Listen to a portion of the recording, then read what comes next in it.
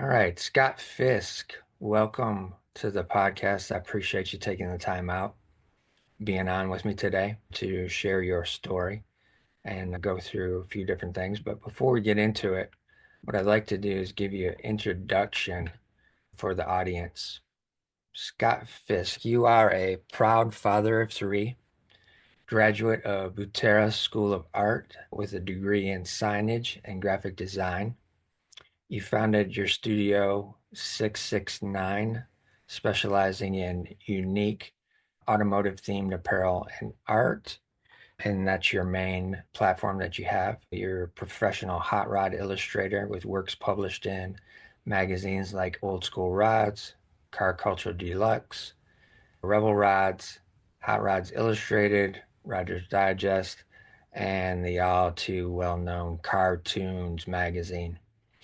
You're an author and illustrator of three children's books. I found that very fascinating and hope to see more of that artwork come about. You're also the founder of the IAIAM Community for Creatives, where you're building a purpose-driven community for artists and creatives around the world. So, thank you for being here, man. And a partridge in a pear tree. Exactly. Exactly. Yeah. Nice. So I really don't have any scripted questions other than the first one. Yeah. And that is, where were you born and what was life like for Scott as a kid? All right. Right now I live in Vermont, so anybody that's listening to this that's in the northeast corner of America, hey. And if you don't know where Vermont is, I always joke it's a little village in Connecticut. There's nine of us here, so if you to know a Vermonter is to like have a unicorn sighting. But I'm originally from upstate New York, but upstate is confused. Let's say I grew up in the tri-state area, which is outside of Albany, Schenectady, Albany area. Yeah. I grew up in a blue collar town, Scotia, New York, Scotia Glenville. It was on the other side of the Mohawk River from Schenectady. And when I say blue collar, Scotia blew up after World War II. Everybody worked at GE. My grandfather was a machinist. Everybody migrated across the river over there to work. And yeah, that's where I grew up in a little brick cape in a row, like row houses. Yeah. And just blue collar, a kid of the 70s, stickball in the street, ride my Schwinn, and then converted to BMX as BMX came out. And yeah, yeah. So that's Ha- where Was what type of work did your parents do? You says blue collar area. What did they have? my dad was a later on, starting off in his career, he was in the service. Yeah. And when he got back in the day, my father's actually a Vermonter. Okay. That's the story all on its own, which is pretty rad. I'll spin through that really quick. My father, back in the 60s, he graduated in 1960. And in Vermont, you had two choices. You either stayed on the farm, which is what he was. He grew up on a dairy farm, Yeah. or he went into the military. And yeah, I'm not staying on the farm. So he went into the military during peacetime, post Korea, pre-Vietnam, and he served his tour 3 years. While he was in the military, he had another fella in his barrack. And the long and the short is that fellow had a sister back in the States who used to pen pal to the GIs. My father ended up being able to have the honor of being a pen pal to her. And it was like right off of the Hallmark channel. They fell in love through their letters back and forth. He proposed to her sight unseen from a phone booth in Germany. She accepted. Wow. And he flew to America to meet her. And then she came back with him back to finish off his commitment to the military, to the army. And after that, she's from New York, Scotia. Okay. And after he was done with his tour, he did not go back to Vermont. He came back to where she was from in Scotia, New York. And that's where I showed up and my two older brothers. Yeah. Okay. All right. So Cool. So you got You got two siblings? I have two older siblings, yeah. So my dad, just really with no education except for being in the military, he went to night school, business college, got Okay. his associates. He pushed a mail cart around General Electric. He also worked a second job doing a Pepsi Cola route, writing the routes for the drivers, and he had a third job working at Carvel Ice Cream. So he had three jobs Mhm. back then. And my mom was a stay-at-home for a brief while, but that's what he was doing to hold his own. And he slowly moved himself up through the ranks. Nice. And she eventually worked for Sears and Roebuck. Do you remember Sears Yeah. and Roebuck Oh yeah. catalogs? Sears Yeah. catalog when they would come out, Yeah. like at Christmas time, and you get that like thick catalog with all the presents, and you'd be like all the gifts, toys and stuff. So she worked for that. That's what she Nice. did. Okay. And my father ended up with an advertising agency. Ah, okay. Ended up with So advertising. I've always, so that was something that I remember going to his advertising agency called Pro Graphics, and where they did brochure work, paste ups, teletype. They had all of the, I can smell the Xerox machine right now, Right. just walking into the office.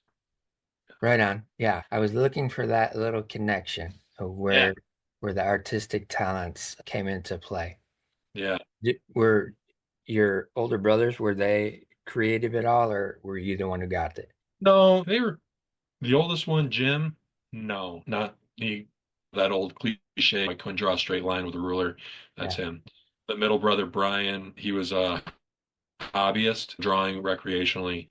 But myself, I'm the one that really stuck with it. They're both engineers, and okay. that's where I thought I was heading.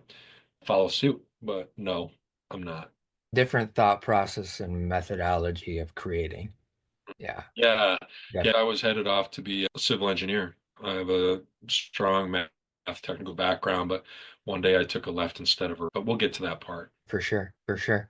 So, how was going to elementary school for you? Were you the kid who was quiet and off to the side, or were you engaged and trying to be with the group of cool kids or any of those types of things? How was elementary school for you? Elementary school was good in my very early years, but then I suffered a trauma in third grade. I lost my mother to leukemia. Okay. But prior to that, I was a kind of a shy kid. I, but I had a very loving family. My father grew up in a generation where you showed your love by being a provider. So he was an incredible father in that regard. He taught me a gigantic work ethic, but he was emotionally removed. Yeah, yeah, But my mother's father filled that role. My grandfather and grandmother, very nurturing, very, very loving. But when I was younger, I used to wonder that about my dad. But as you get older, as you grow as a man, you understand that you only know what you know. You know what you know. yeah, And my father knew to be a provider. He busted his ass as, gosh, when he was 5 years old, he was bringing the cows in at 5 o'clock in the morning. yeah, He was working his ass off. He grew up on a farm where the more kids you had, the more labor you had. yeah, for sure. So he was whatever it took. But in terms of the school, because that was the main question, I wasn't the first kid picked for kickball, but I wasn't the last kid picked either. I was a runt, and I hung out on the outer fray.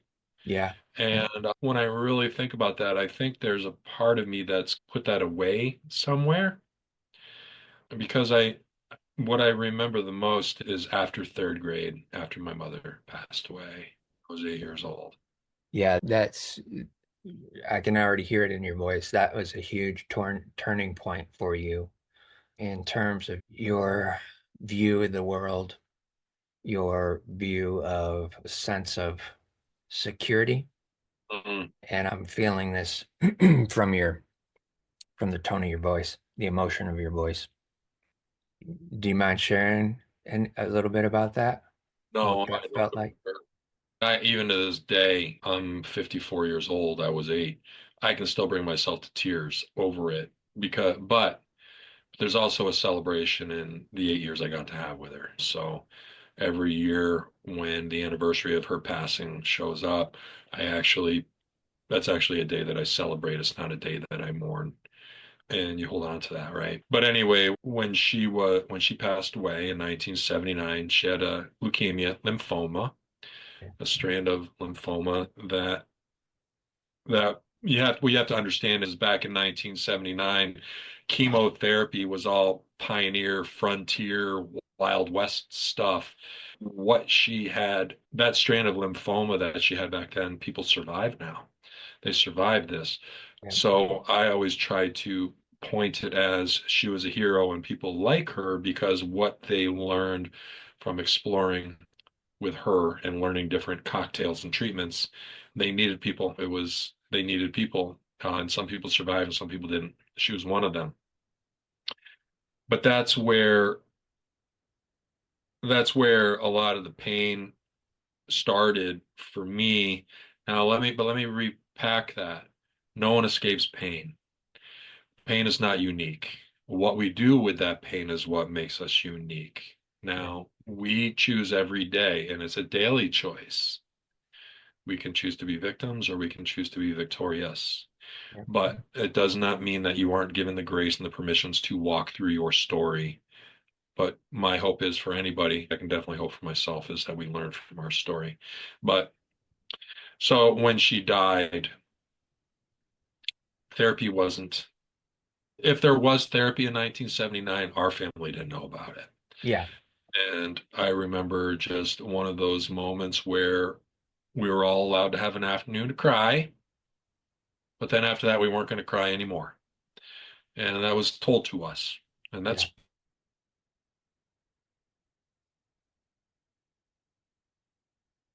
pretty not fair. And you can be that upset about it, but after that, you got to put it away. No one ever puts it away.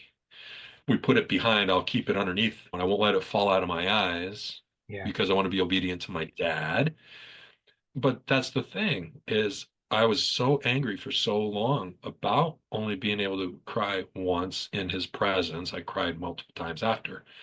But shit, man, I look back at it now and I understand why y'all can cry this afternoon, but then that's it. Because here's a man, at the time he was 36 years old, a widower with three boys, a wheelbarrow load of his own grief. Yeah. All of a sudden, he needs to be this plug and play dad to be everything we need. He's emotionally removed. There's that like emotionally retarded. I don't care for that word, but just emotionally unequipped. Yeah. His daddy didn't teach him that either. When you get to the other spot and you can see that, when you connect the dots and you can see that, all of a sudden you just pour grace over him. Like how I had no right to judge that situation. I had never been on that side of the situation to explore it, to say this is XYZ and this is how you do it. Yeah. There's no book that all of a sudden you open and read. There's no Google on grief and how can I be a good dad to three boys. You know what? But it was hard. And because of, and my brothers and I, we all experienced the grief differently. And that's when art really started to happen for me. My mom, I used to draw when I was a little boy because my middle brother, 5 years older than me, he drew. And everybody wants to be like their big brother. So if Yeah. they're going to be up to the table with their crayons, you're going to do it too. But drawing for me became a very private, very personal. It became my retreat and it became a world that I was able to control and a world that was uncontrollable. Right. Now, an 8 year old's not going to see it like that. An 8 year old's going to be like, I just need to run to my room, get the blanket over me, grab my flashlight, read Ghost Rider comic books until I disappear, escape. So drawing became my self-soothe, my mechanism. Now, you already mentioned your grandparents.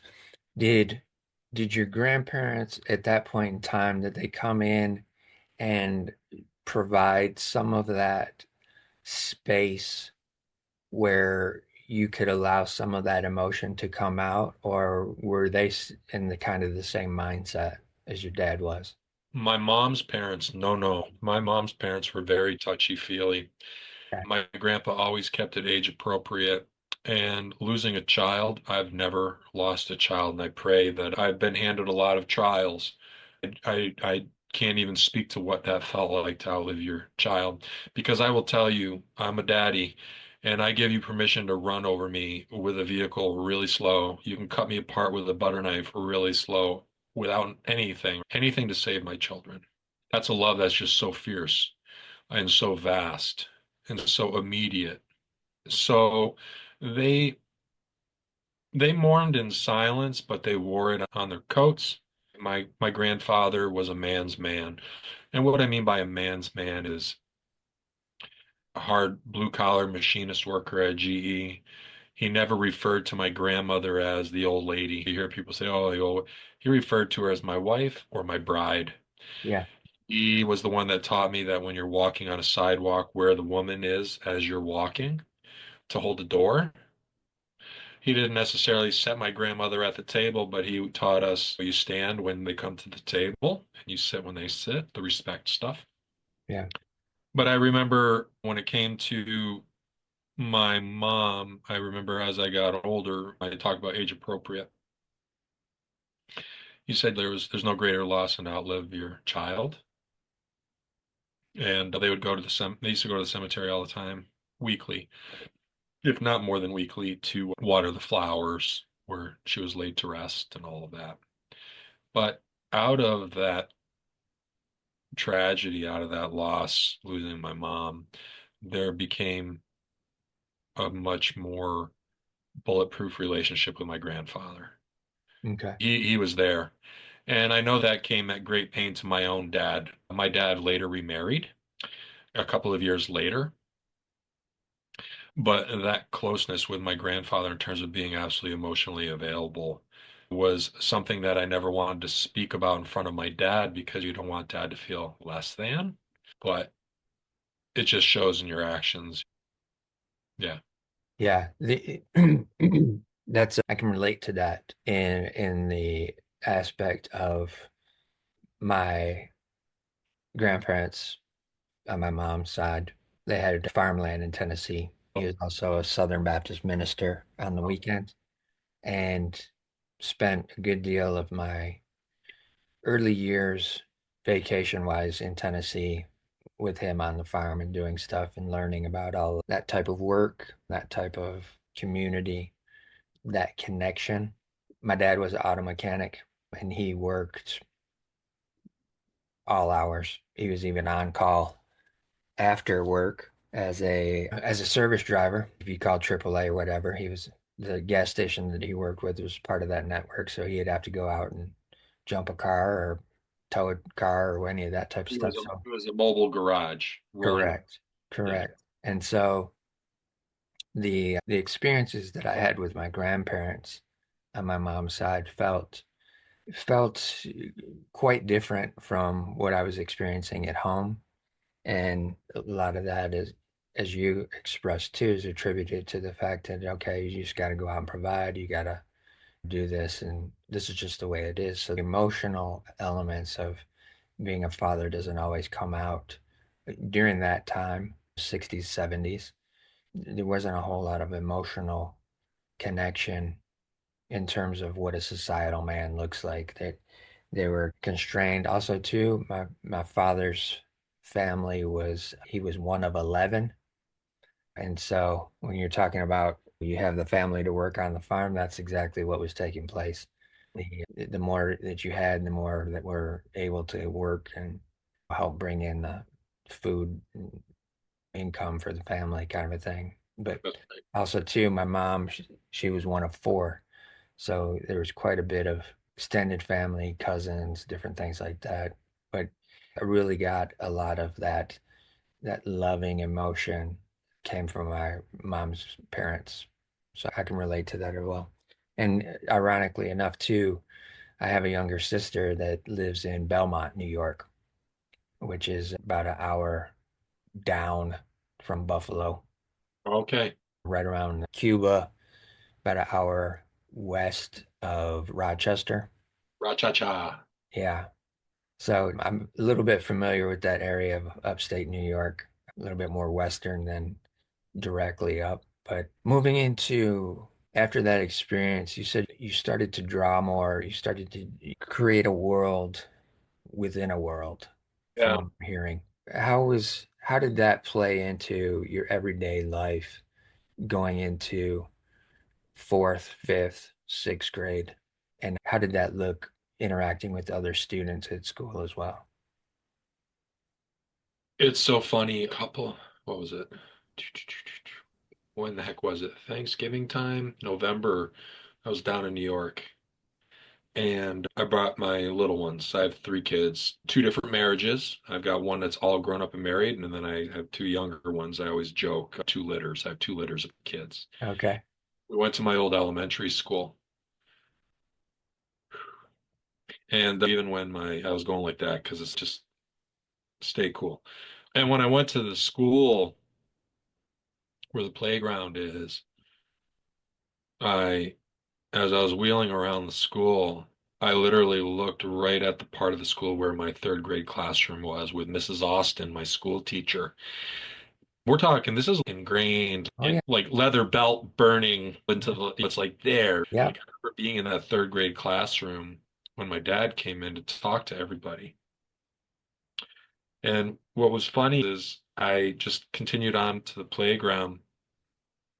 And my kids got on the playground, and I'm in Vermont, and our playgrounds up here is like a tire on a rope and an oak tree that's you take swings at with an axe. I'm being a little sarcastic, but this playground where I grew up in a community with four elementary schools. So these playgrounds are epic. And as they were swinging and doing all the different things on this massive ass playground, all I could think about was, first off, all the smells came back because in the summer you could smell the hot rubber roof of the Okay. Yeah. and in the winter you could see the steam coming out of the blowers from the furnace room, which was all still there. The fence was all around. Everything was everything. And there, believe it or not, believe it, there was one play structure there that's been there since I was a little boy. And the kind of structure was like a jungle gym. They got the dome and you climb up Yeah. Yeah. on top. Yep. The thing that'll knock your teeth out if you the kind that your tongue will stick to in the winter because Yeah. my tongue stuck to it. The metal Here's this dome. structure. Yeah. I remembered it and I remembered everything around it. And it was one of those places that I would go to as that third grader because when a kid loses a parent or when there's a death in an elementary school level, kids are just naturally curious. Yeah. So your mom died? There's just you feel broken, you feel weird, you feel like you got elf, elf ears and a tail, and you really just want to be like every other kid. It's a naturally selfish thing. I don't want to be different. I just want to fit in. So like that. So for third grade, the rest of third grade and fourth grade were where they were what they were. And I would in fifth grade, same thing. You find your retreat. And again, like I talked about how I drew for self-preservation, but at the time I didn't even know I was doing that. I was just always doodling in my notebook. When the teacher was teaching, I was doodling. It's an easier way for me to listen. I'm concentrating when I'm doing little crosshatch things or sketching stuff. Yeah. But all of that was short-lived because, again, no fault of my dad, but we had a time where it was just him and my two brothers and I. He met a woman, my stepmother, and it was after 2.5 years, and it was a blazing fast romance. And within 3 months, they were engaged to be married. And all of a sudden, you have this thing like let me rephrase that. In the 2.5 years that we were all together, we all migrated into my dad's bedroom. Like I was a little guy. I slept with my dad Yeah. on my side of the bed. One of my other brothers slept on the floor in a sleeping bag, the oldest, Jim, Yeah. and Brian slept on a cot against the wall. We were all together. We were together. We felt safer together. My dad wanted us all together. Yeah. When he met Wendy, I only say that just so you know who I'm talking about, my stepmother. And it was a blazing romance. They met in church. He didn't want to be alone. She had three kids. Okay. Next thing you know, they're married. Everybody is out of the bedroom. The door is shut. And I remember just like all of a sudden, I felt like my dad is now gone too. Yeah. All of a sudden, there's Yeah. this woman. When you're 11 years old, you don't know what all that means. You just know that all of a sudden that's not a room you can go into anymore. The door's just shut.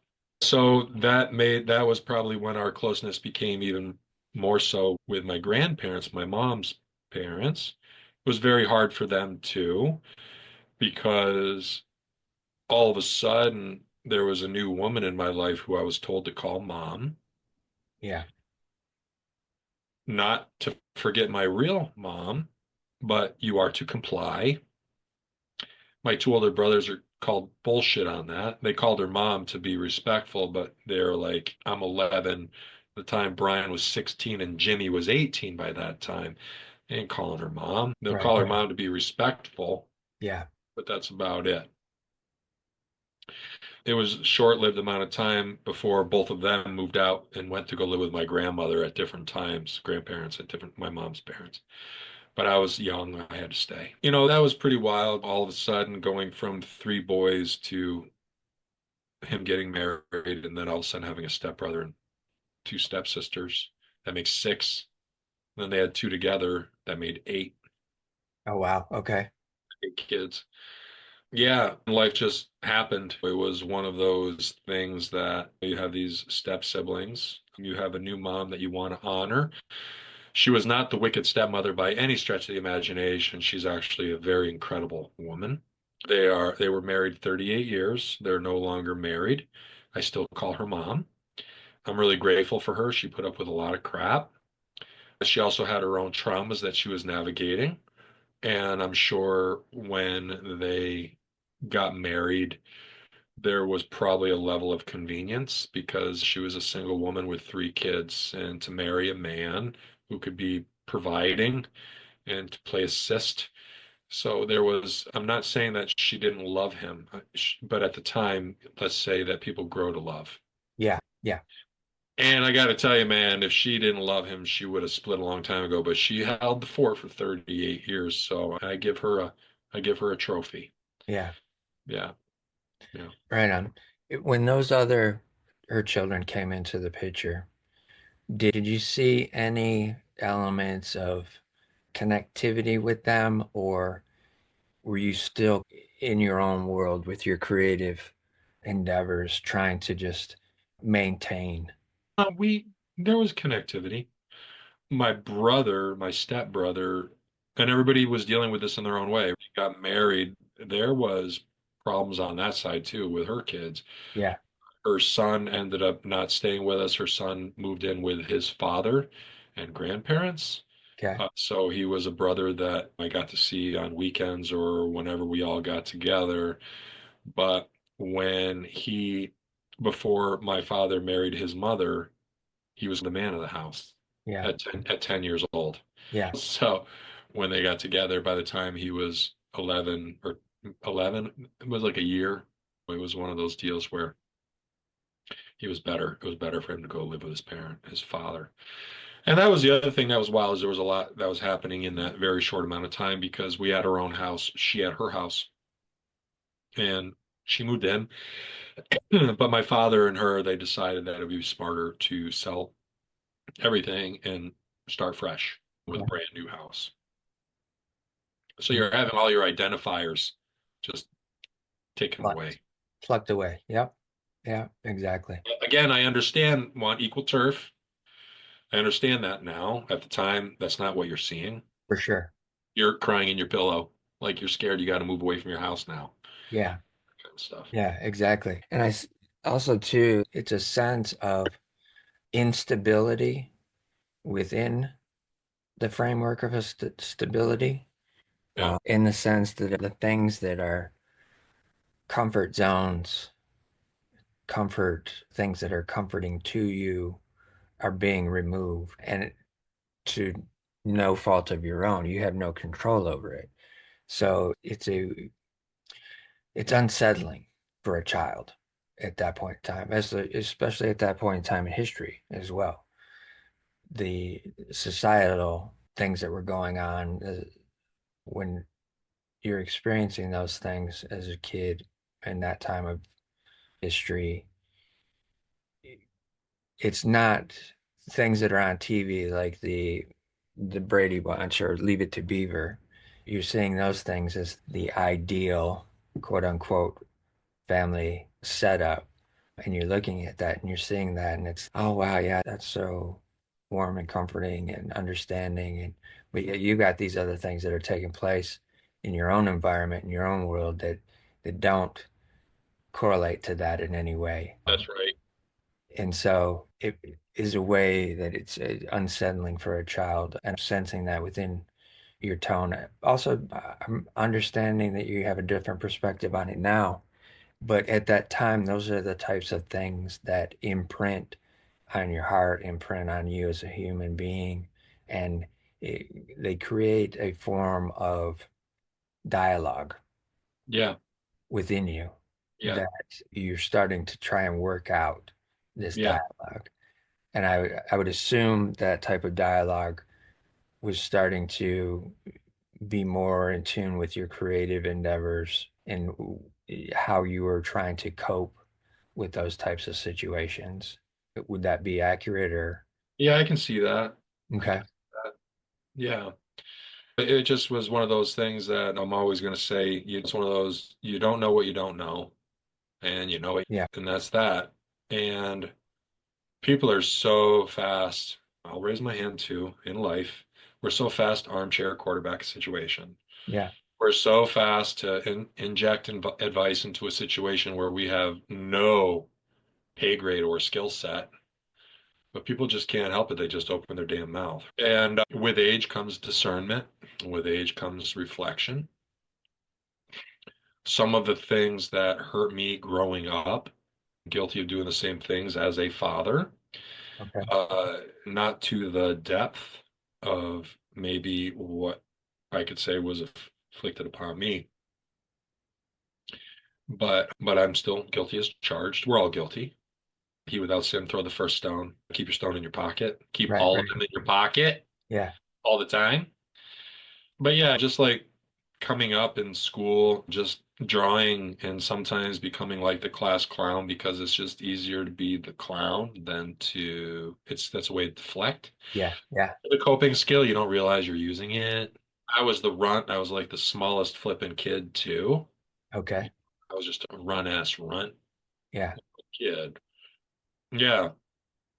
What's so funny going back to that whole playground situation with my kids while I was there, it shares the particular school that I went to shares its property border with the junior high okay, as well as the high school because everything started at that particular school and everything got built outward. At any rate, I was telling my kids, my boy is almost 9 and my daughter is 11. And I looked over at a chain link fence. I'm talking, this is about the whole run story. I'm looking over at the chain link fence at the middle school. And I had my first girlfriend when I was in seventh grade. She was in eighth grade. And all the buses come to the cul-de-sac. And as we're walking out, I wasn't her first boyfriend, let's just put it that way. But she okay, was my first girlfriend. Worldly experience, knowing yeah, how to really kiss and all those things. Anyway, she pinned my ass right up against the chain link fence and gave me just planted a big one right on my face. Like I dropped my backpack and all. And I feel like 10 million faces are on the bus, like looking out like that Fisk kid, he's getting kissed by him. yeah, yeah, And I told my kids the story because there's the damn fence, and I right, felt horrified. I was so shy. I don't even hold a girl's hand in the hallway. yeah. But yeah, yeah, pretty funny stuff. Pretty funny stuff. You navigate, you make it through. That's interesting. Did you play any sports in junior high or high school at all? We ended up moving to Vermont, where I live now, when I was at the end of 10th grade. Okay. I wanted to stay behind with my grandparents, but I was too young. Mm, Father wanted me to move, so I got uprooted. My brothers, Brian and Jim, were already grown up yeah, and on their way in life, but I came to Vermont. yeah, After my father married Wendy, we did the whole New York thing for a while, but my father had Vermont calling his name, and we came up here. I'm skipping a whole bunch of stuff, but it's not really as relevant. We ended up here, and I played soccer, but very little. Because as I told you earlier, my dad grew up on a dairy farm. We ended up with a family store here in Vermont, as well as a restaurant. Okay. And so when I was in high school, I was working at the restaurant, working at the store, and that's where the work ethic comes in. The store and the restaurant may as well have been my dad's family farm. You're part of this family, you work, and that's what you do. I never got my varsity letter. I never got any of those things that used to really bother me, but I was taught one hell of a work ethic. And we used to party our tails off in high school. It was a different time back then. Yeah, underage drinking, but we all had a camp that we went to, and we wore our big bonfires and played Beastie Boys on the cassette deck and all of that, and Yeah. got hammered. But we weren't out wrecking property. We weren't out burglarizing. We weren't out breaking and entering or anything like that. We just stayed put at the camp, got annihilated, inebriated. But by the next morning, the campfire was all coals, and we were all walking out of the woods to our vehicles because, well, we all had jobs. When we were at school, we had jobs after school, we had jobs on the weekend. They fit in their sports and did their thing, but yeah, again, it was just a different time. You worked. Yeah, Also, too, what I'm seeing is another instance of where you're pulled out of a comfort zone.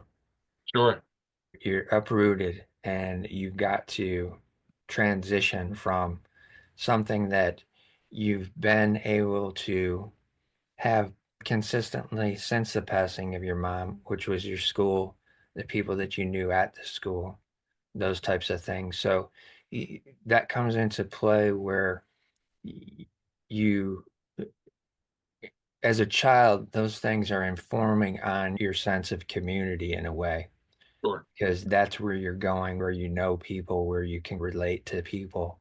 And at 10th grade, it's, whoa, wait a second. We got to do what? Yeah. We're leaving all of these people? I Yeah, got, I remember that last day of school, I actually went to the office. Eh, haven't thought about this forever. I actually went to the office and they would do the morning announcements over the PA. yeah, And I was like, could you please tell the school, whatever. yeah, It was a huge school. Not everybody knows who Scott is, like 10 people I hung out with. But for some reason, I wanted some announcement that it was my last day of school. I yeah, at least wanted like the homeroom teacher. No one said nothing. It was just like the next day, Scott's just gone. yeah, Just gone. yeah, There was no Facebook or MySpace to write out to your friends and keep in touch with your digital postcards. I'll write you. No, you won't. And no, they didn't. And neither did I. yeah, yeah. And life goes on. For sure. I don't know if you're familiar with the personality traits of first, second, third child, those types of things. Where No. the third child is always the sensitive one. Oh, The- here I am. exactly. The one who is always the most sensitive, most affected by emotion, different things of that nature. It Middle doesn't help. child. It doesn't help that I'm a Virgo. Okay. And I was actually like told like you're an empath, I'm an empath. I was, Yeah. that's even another story. I was diagnosed. I remember the first time I was told I was an empath, I thought, is there a pill that I can take to make it go away? And they were like laughing at me, but they said, no, you're an empath with a high emotional IQ. Yeah. So when people say fake it till you make it, that old saying, don't do that around me. I will read you. Yeah, for sure. But you also have to be very careful with those skills too, because you want to make sure that you don't leave your own code open and soak it up like a sponge, because that will happen to us, and you end up carrying somebody else's stuff. Yeah. But you Yeah. spend a lot of your life not knowing that's what you are, and you spend a lot of your life absorbing other people's things. Yeah, So exactly. anyway, you continue. Yeah, third person, third kid, most sensitive. I'll wear You don't have to wear it. It's just a natural thing that takes place. And it's interesting that it it's just consistent across families and storylines and stuff like that. But it also plays into your story. It plays into your story in terms of the fact that the creativity that was coming out earlier on and becoming your sense of creating your own world outside of your world, or also too a way for you to pay attention that is it's a gift of the creator. Being a creative is a gift of the creator. So we're giving that gift, that ability to be connected in that way. Also, too, you being the third child, you're the most sensitive, you're most in tune. So you have a different perspective of what things look like in the world and how you perceive them and what they look like to you versus what they may look like to your middle brother or your oldest brother. The, Yeah. these are the types of things that formulate in childhood. And that's why I always start off with this question of where were you born and what was life like in elementary school for you? Because that's the space and time when things are ingrained within a person, whether Mhm. they pay attention to it or not, but it affects different points throughout your life to where Yeah. you're at now. And I'm just drawing these lines of connectivity just for the simple fact of the listeners so that they can understand a little bit more about you and understand how that may affect them as well based on their situation and listening to this. When you had to transfer out of the school and go to a new high school, were you at that time, were you doing anything in terms of creative arts in the high school at all? Did you have any art classes or any classes that related to art? Oh yeah, I was plugged in to all art stuff. And again, even at that time, not knowing why I gravitated to art in the first place, and we Yeah, talked about that in the beginning, it was self-soothing, self-preservation, yeah, all of that good stuff.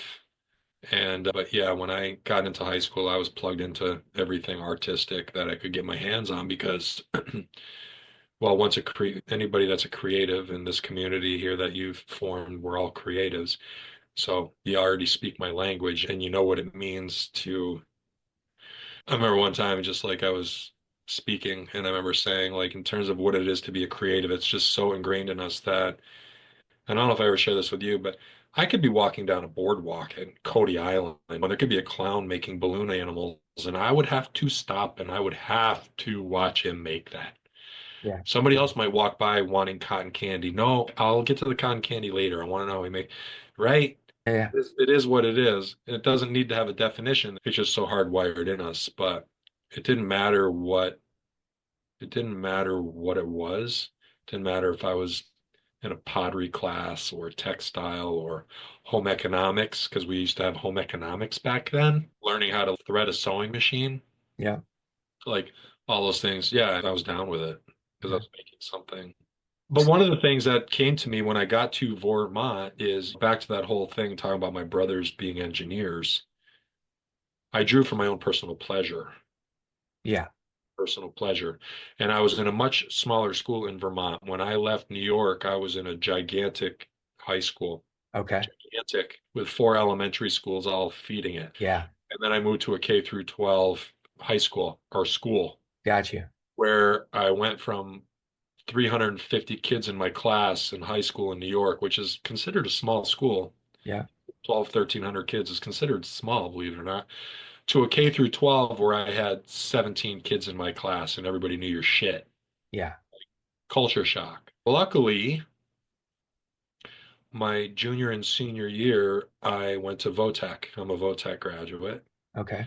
I went to our school was a sending school, which was great because I went to this Votech in Randolph, Vermont, Randolph area Votech.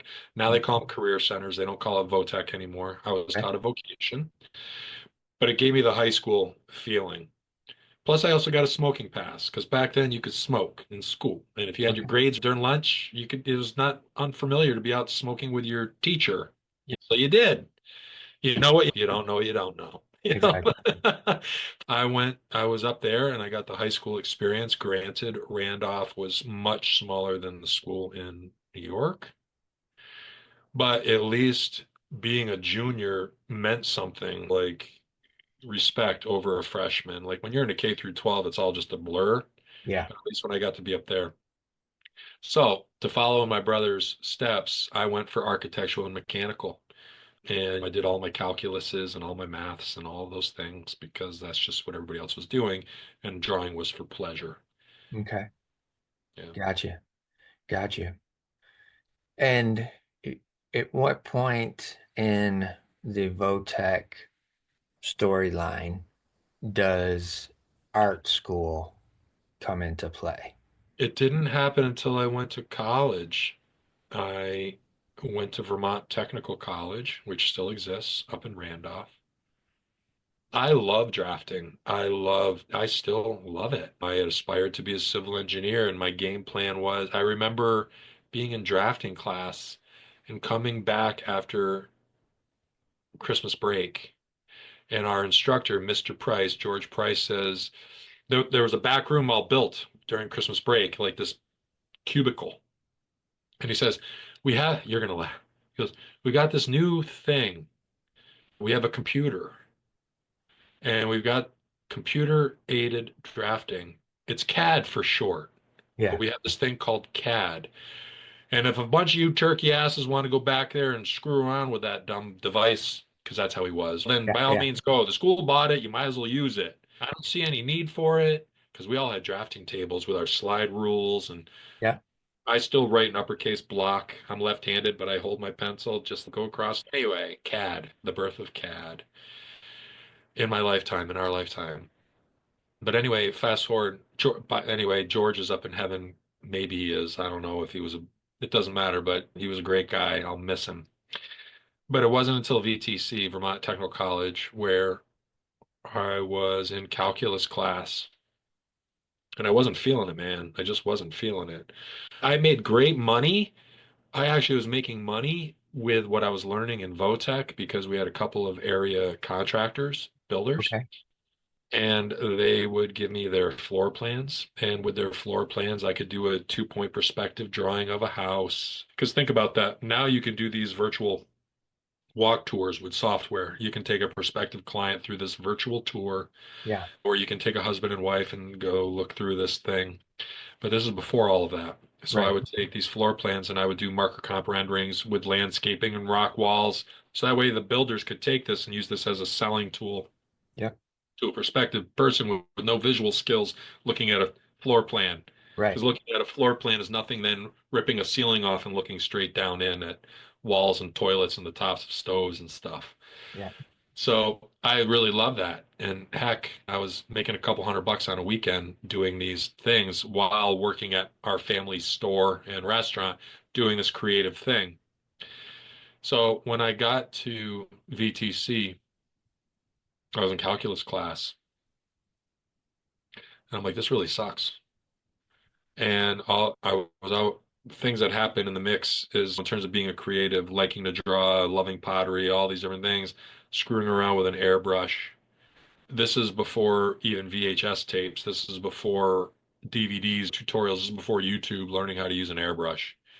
But I knew enough to cut Frisket, and you'd read the book that came with it. This is what you do, and this is where you plug it in, and you just go, right? Yep. But exploring enough with it and liking it enough that I remember just being in calculus class saying I'd rather be doing a flame job on a motorcycle tank. Yeah. Talk about a 180 from calculus. I dropped out of ETC. And then you start researching schools because I want to be an artist and what does that even look like? And you start applying to schools like Mass Art and a couple others and being accepted, but not being able to afford it because I was paying my own way. Mm. And then along came this little school called Butera School of Art. And I and it was a school that taught sign writing, sign painting. And I've always loved history, so I literally hold a brush and I palette it. And even to this day, I'm still a sign writer. And it was one of those things that next thing I'm in Boston, and that's where the school was. And I learned to be a sign writer. But they also taught graphic art and pen work, marker comp renderings, and all of that. So even though I was going to school for sign writing, I had a roommate that was doing the graphic art part. And even though I couldn't get a grade, it was still really awesome to do his exercises too. Like I remember like designing like a Kellogg's cereal box. All And I right. still have all this, I still have all this old stuff. Yeah. Yeah. And it was really rad. So I could turn my stuff into the professor. And even though I wasn't getting a grade, he was still looking at my work. Yeah. That's interesting. I'm seeing again the storyline connectivity. You making the decision in calculus that I'd rather be painting flames on a motorcycle tank. And earlier on in the story, you were talking about reading Ghost Rider comic books. So Oh, that you're really influence. putting some dot. You're connecting dots for me right now. Oh yeah, yeah, I yeah. still have my Ghost Riders, by the way. I have every Ghost Rider. Nice. They're not worth really anything, but I still have them. Nice. But yeah, that influence all the way back then had you thinking in calculus, even though you were good at it. You're like, I'd rather be doing that because I thought that was cool. And also too, what I'm seeing is the work ethic element that's coming into play where, yeah, you were having to do the work with the family businesses and everything, but you were also branching out from there and working for these other companies that are outside making some extra scratch because Yeah, you saw your ability to be able to help them to do the jobs that they were doing. So there's a sense of, at this point in time in your life, there's a sense of being able to look at other situations sure. and see where you can implement yourself and be an asset, which in turn garners some cash flow. Yeah, yeah, And yeah. And that was one of the cool things about working at that store because all the contractors, everybody showed up to get their gasoline and their coffee and their cigarettes. And one of the guys I think about was that I did work for was Albie and O'Hara. That was their name. And the guy's name was Mark Albie, one of the partners. And he smoked Camel non-filters. Like, why am I remembering all this? But I am. And impressive, and impressive. everybody knew that I drew because in between pumping gas and stuff, I'm just sitting there just like drawing. There was no MySpace or Facebook or TikTok or shit to keep you busy. You figured out how to be busy. You did a crossword out of the newspaper. And boredom was real. Kids these days don't know how to be bored. Yeah. They're thumb scrolling. We had to learn how to be bored and resourceful and creative. But yeah, and being in the store business taught me how to deal with all kinds of personalities. So that's a gift. That's a gift. Very much. Yeah. And really caring about people being sensitive. We were an independent store. We weren't a Cumberland Farms or a 7-Eleven. We were an independent. And one of the things that I always felt through my own life in terms of maybe times when you felt discounted is I remember when people would come into the store, that might be the only 2 good minutes of their day. They could go get their shit up the street at the other store. You're going to make it the best 2 minutes because loyalty matters. And I even use that today. Yeah. When you work with me, you're not a client, you're a partner. I hate the word client. I shouldn't say I hate the word client, but I don't like it. Yeah. Partner, it's a lateral relationship. It's not a me, it's a we. Yeah. You hire me because I have a skill set you do not possess, but you're also welcoming me into something very intimate, a passion of yours, something you've worked late nights for, and I should be feeling damn lucky to be a part of that. But anyway, if we get to that part, that's just a whole mindset and the way I'm trained, Yeah. self-trained. Yeah, for sure. But yeah, so I met them through working at the store and hey, could you color these in? I can do one better. Not only can I color in your floor plans, and make your tile look like terracotta instead of this blue crap off of this machine that these were printed on. But let me do some 2 point upselling. Let Yeah. me Yeah. perspective. If you like it, buy them off me. If you don't like it, don't worry about it. But Right. yeah, and they liked it. Yeah, yeah, hustle. It's all about the chase. It's not about the destination. I love the hustle. I love Yeah, the yeah, for sure. I can see that. The with being in art school, doing the sign painting, learning how to that industry is set up and how to succeed in that and how to lay things out, but also seeing your roommate doing the graphic design stuff.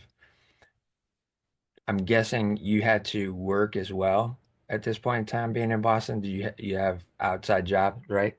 Oh, sure. That Yeah, you what know what's so funny? Yeah, so funny is like when I found out that I wanted to go to this school, I filled out all my own paperwork, VSAC, Vermont Student Assistance, and I've dropped out of ETC. I had to go back to the store, okay. and I knew it was X amount of dollars to go to this school in Boston, and the only person that was paying for that was me. I saved up for 18 months. I saved up for a year and a half because you got to see, like, I dropped out of ETC after the first half of the year. There's no sense in paying a second half. Right, So I right. saved up those 6 months and the whole following year, and then started the year after that. to Okay. pay toward my first year of school. Yeah. There was no Amazon Prime and it all shows up and put it on layaway. Like I knew that I was going to be owning this. So skin in the game is really a good thing. We all Yeah. need to have skin in the game. If you want to see a miserable child, make them want for nothing. When you have sweat equity, and I remember finally when I had the money and saved up and I was there, I figured out to $87 a day. That was 87 of my dollars. And I was gonna wring that wet washcloth every single day and get every drop of water I could out of it. So I was very diligent. And I took what I learned that very first year, which wasn't a lot in art school. And when I came home for that Christmas break,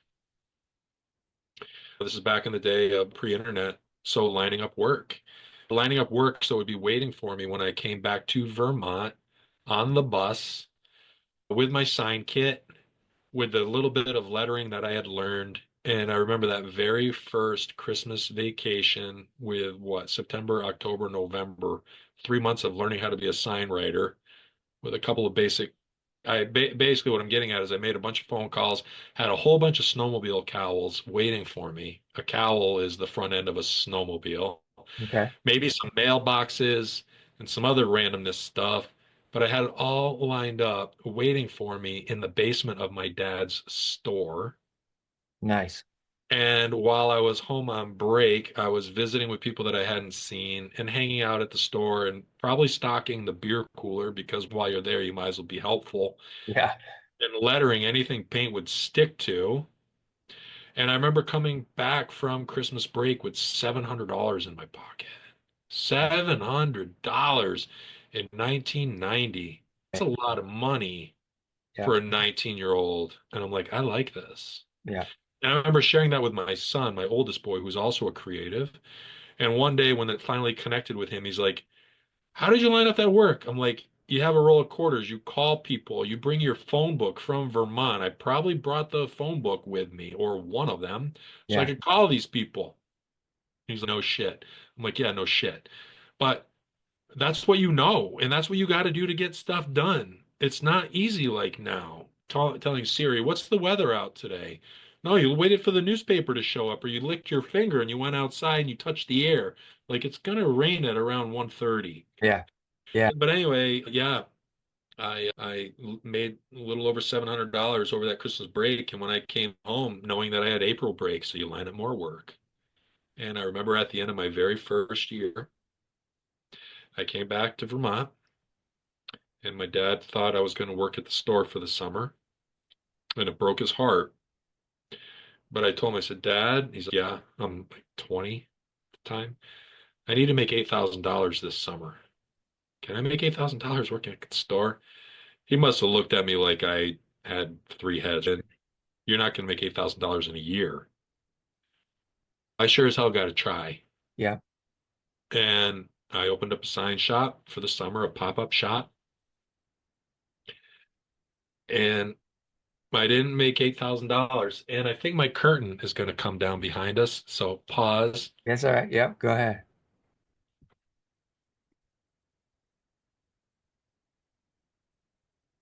All right. So anyway, Eight uh, thousand dollars. yeah, yeah. I had to make all that loot. I didn't make it, but I was within like $1,500. That's pretty rad. Yeah. And people are like, "How did you do that?" I drank a lot of coffee. I smoked a lot of weed. I don't know. I did whatever I had to do, Yeah. and I made it.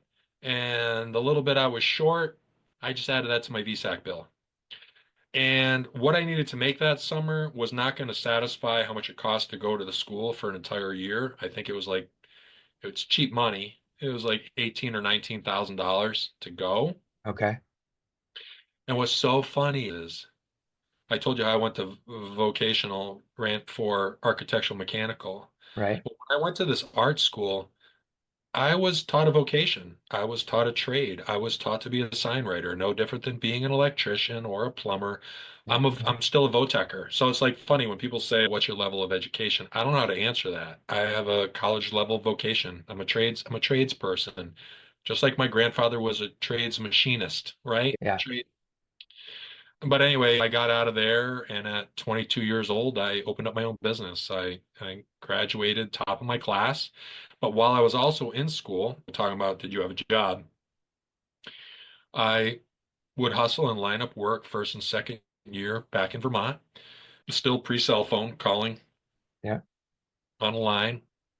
But I also, my second year instructor, my first year I lived in a dorm. We didn't have our own dorms. There was another college, and they would rent out dorm rooms to our school because our school was really small. Okay. And second year, I lived in an apartment with three other guys, and it was really rank and nasty. And I ate like crap. I should have stayed in the dorms and have been on the meal plan. Right. What's going to be great, they say. Live in the apartment. We'll party all the time. We'll eat great, they say. No, you don't. It Yeah. sucked. But my second year teacher would take on two seniors. So it was a 2 year school. First year, you're a freshman. Second year, you're a senior. It's pretty quick. But he would take on two kids in his class, and he had a shop and work in his shop, sign shop. And so on the weekends, I was lettering wreckers or weeding vinyl. We had a vinyl machine. It was very antiquated. Is that Yep. the right word? Yep. Antiquated. A Gerber 4B, when you put weights on it, and the knife would cut the vinyl. And Yep. so weeding vinyl and transfer tape and all these things, just grunting, Yep. but also being able to hang out with him, and he fed us good lunch. And his shop happened to be in the same town where my apartment was, so I could just get up on a Saturday morning and walk down to his shop. What happened in the shop stayed in the shop. And what I mean by that is not that anything weird happened, but we didn't talk about work at school because he couldn't hire everybody. He Yeah. could only hire a couple. And we got paid cash, child labor. We made some nickels. And I really enjoyed that because what I appreciated is when we were in science school and you're given a project to work on, you're given an unrealistic amount of time to complete that task. When you are boots on the ground on the weekend and on the job experience, all that is out the window, and you better handle your stuff. And we haven't got 5 days to make love to this thing.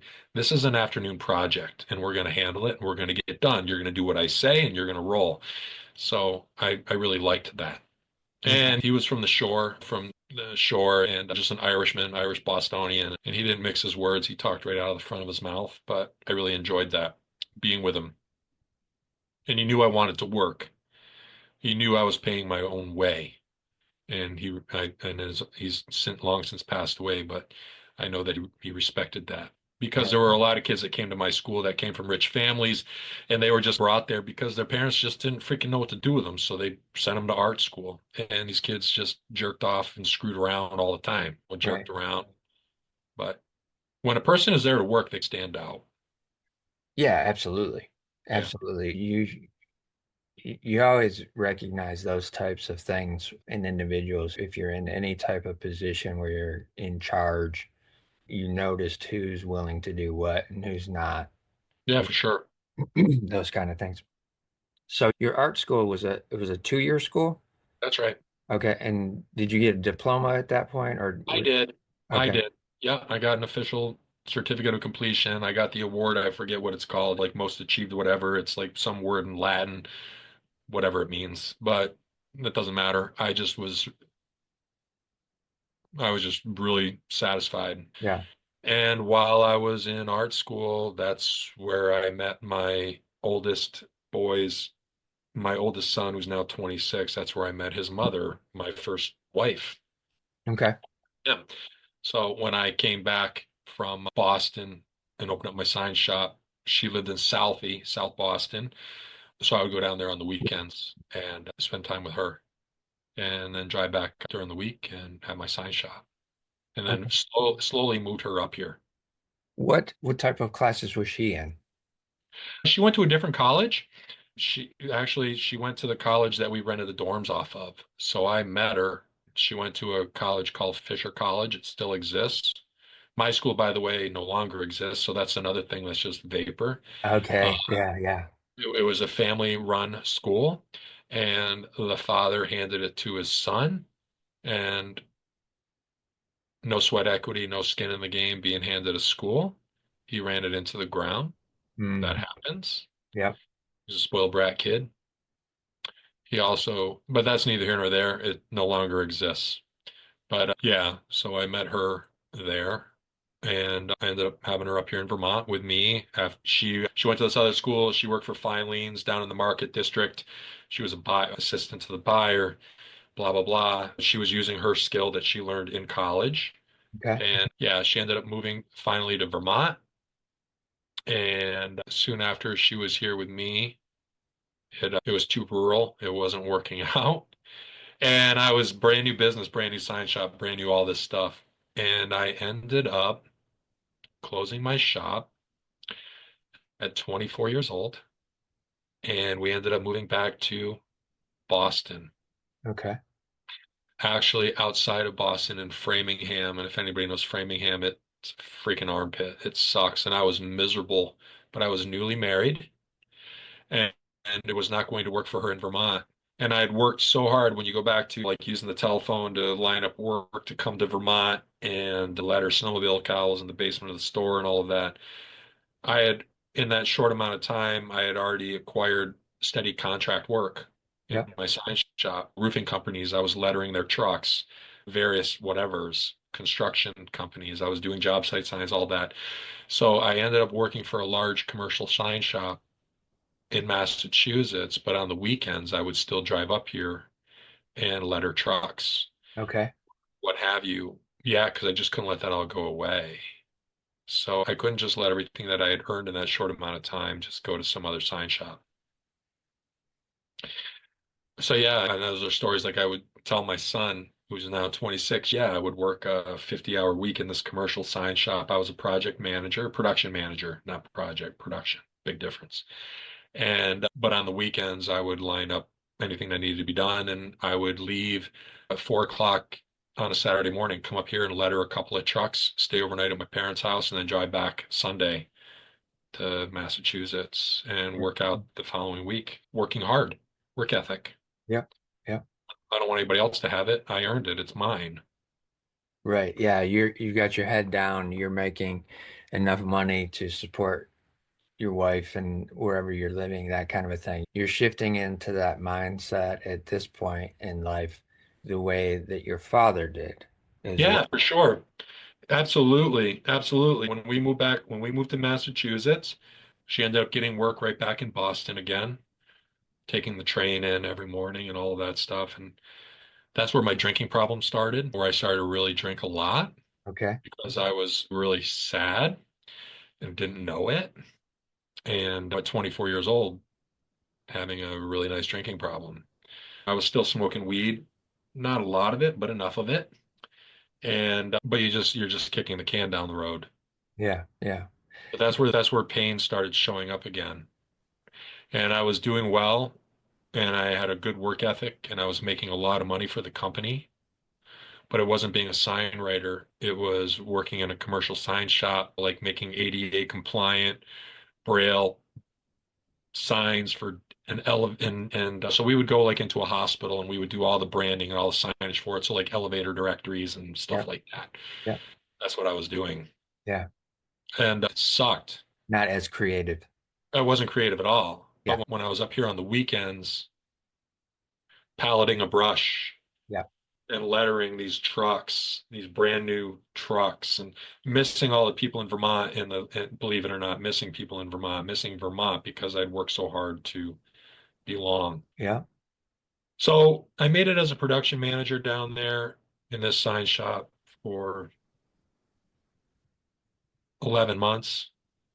And then we ended up moving because she really wasn't happy either. She has her own story as to why she was never happy. We're not Okay. talking about her story, just mine, Yeah. but Yeah. everybody has a story. And she's still living her story. But Mm. anyway, at any rate, it was just one of those things. We moved halfway back. We moved to Manchester, New Hampshire, which is where she was originally from. So instead of being 3 hours away, now I was only an hour and a half away. And I worked for a sign shop there in Manchester. And she took on a job working similar to what she was doing before, but a brand new industry altogether. So I worked in this sign shop. And what was really funny is it was similar to the art school that I went to. It was a family-owned business.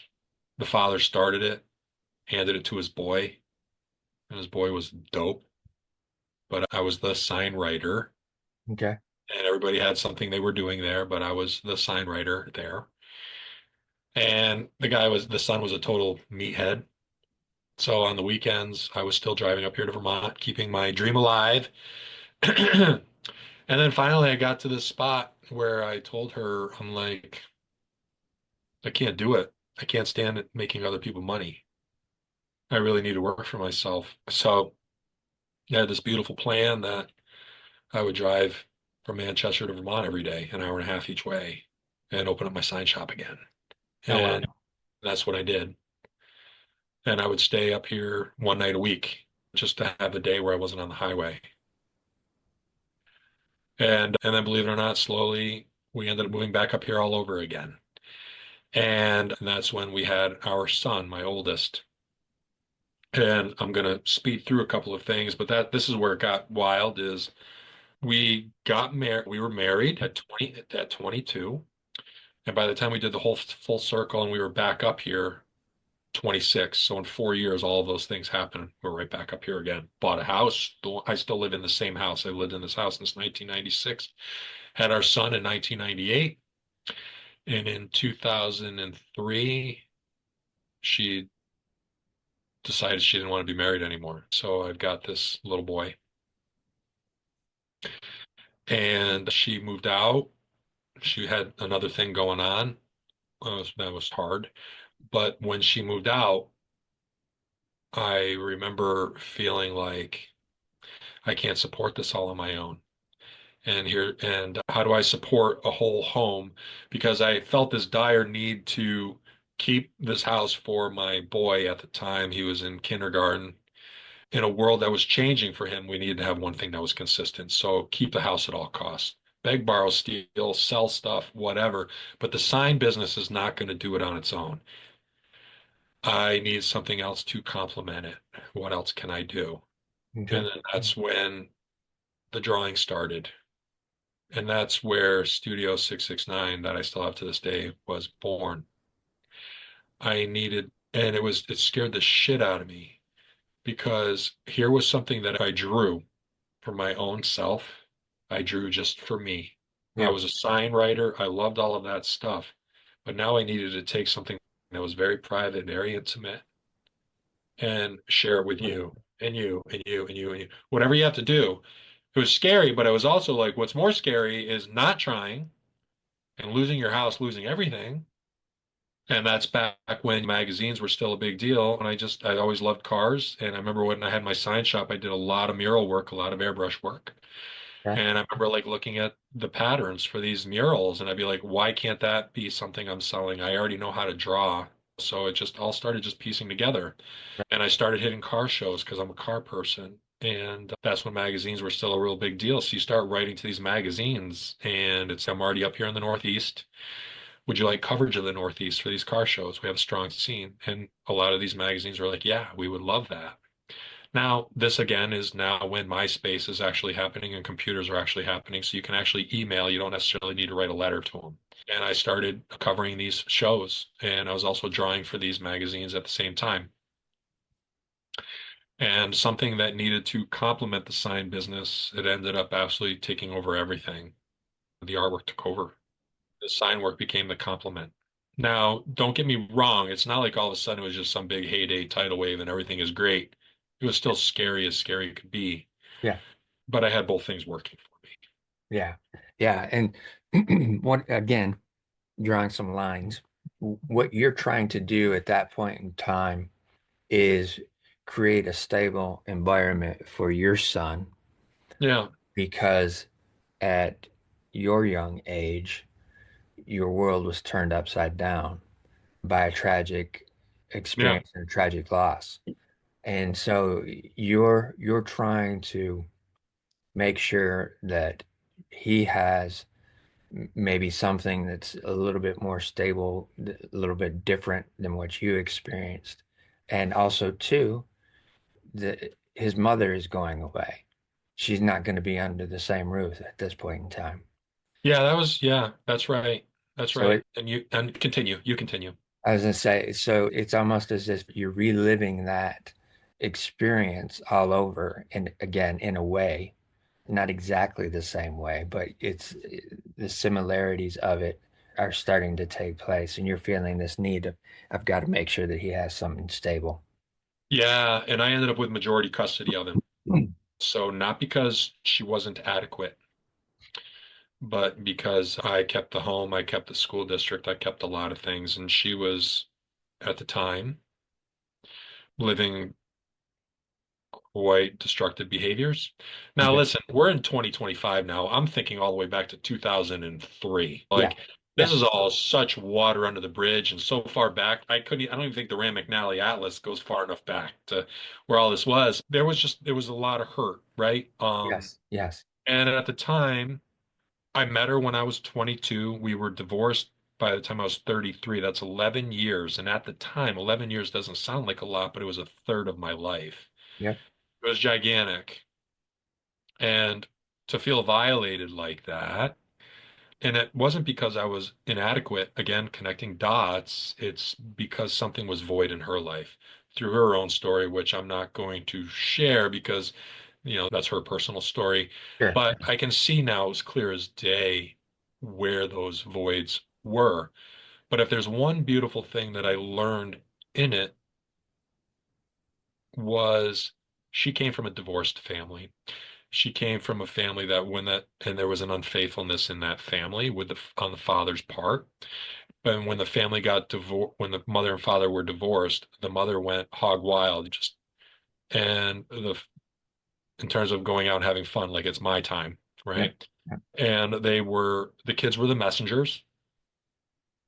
They spoke ill of each other in front of the kids, sending messages back and forth. Your dad's worthless. He cheated on me, blah, blah, blah, blah, blah. So I remember her as a woman when we were together sitting in my lap and crying about how poor her parents had behaved with one another, that she was still carrying that pain as a young woman. So when this ended up being presented to me, no matter how much it hurt, I never forgot what she had told me. And I said, it's such a tragedy that we ended up where we ended up. This was something I told myself, but even such a greater tragedy if my son is going to grow up and have that same story as his mother, like the way my parents behaved. Mm. So I never talked smack about his mom. I had friends to talk to. If you Yep. want to get angry, you don't talk to your kid about it. He would never have that story to tell. So when he would ask me at his beautiful little age, why did mommy leave? My reply was, daddy just didn't know how to make her heart smile the right way. And I left it at that. Yeah. You can't tell me more. You can ask mommy if you want to talk to mommy about it. But what he would never have, he never had anything to say was never could go back to mom and say, Dad says this about you. He just never had that. I never gave him that. Yeah. Couldn't do it. Couldn't do it.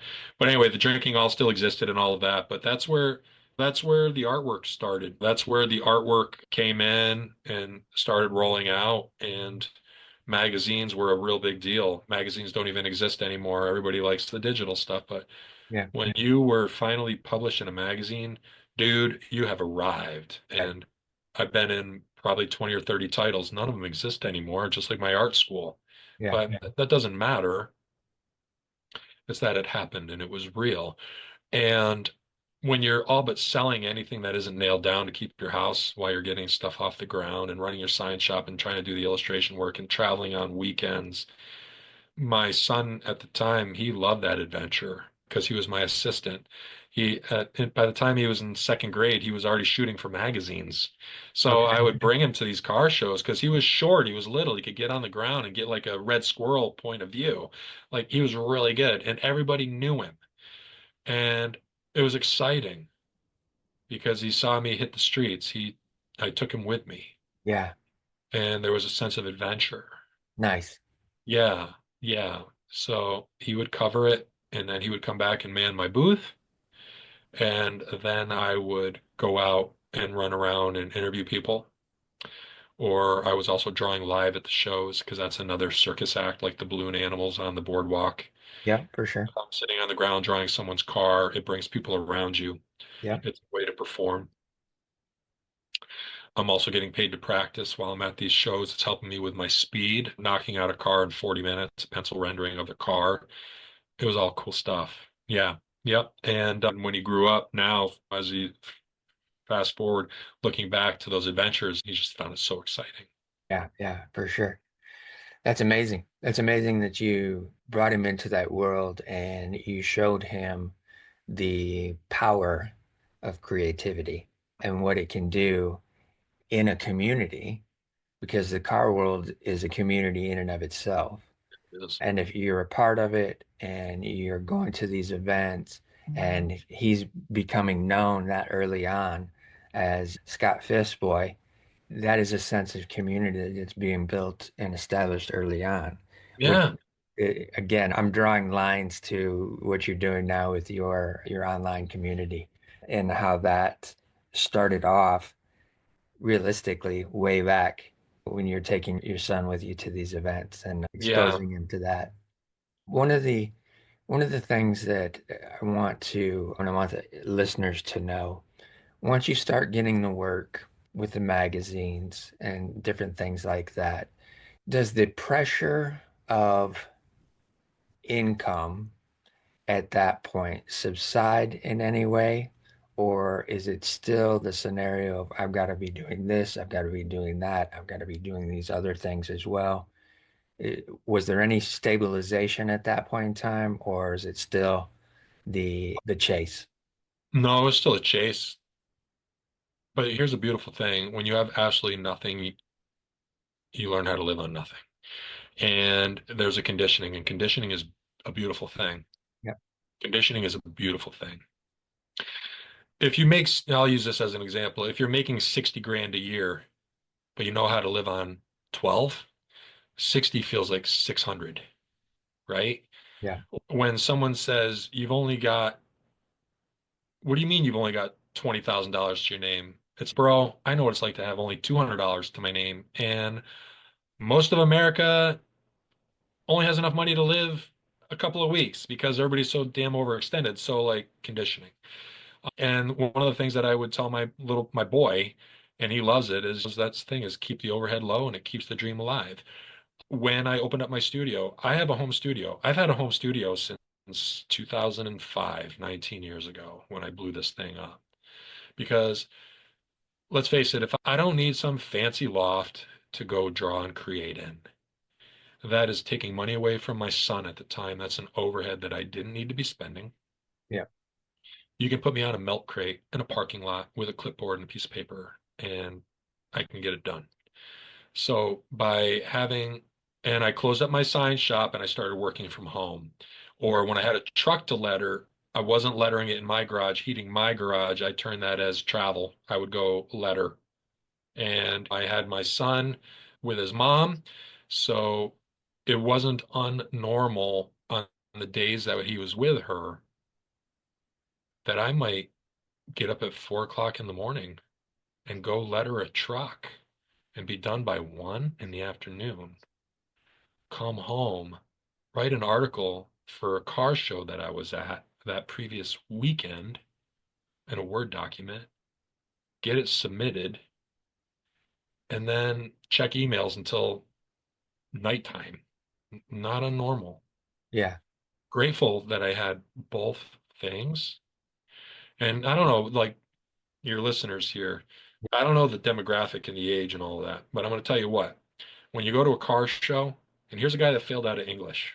I sucked at English, but I love writing. I've always loved writing. I don't care where the comma goes, but I know where they go. I'm being a little sarcastic. But when you were covering for a title, a magazine title, at a show you were already going to, you figure you got your gas to go.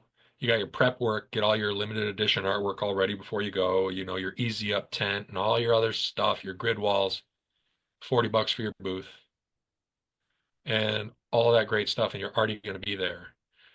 So while you're there, you're already, let's say a cheap show is $200. You're $200 invested in a show between yeah, gas and tent and time and shit. But when you get there, you're drawing live. I draw live. So if I can knock out 10 cars while I'm there at 40 minutes a pop, I'm getting $40 a piece. I made back my $400.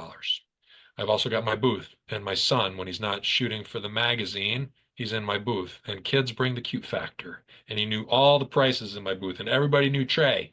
So they would hang out with him while I was out drawing cars. Plus, go and interview people. So you'd make your 400 drawing your cars, you'd make $400 in your booth that day, 800 bucks. That's a good day. Yeah.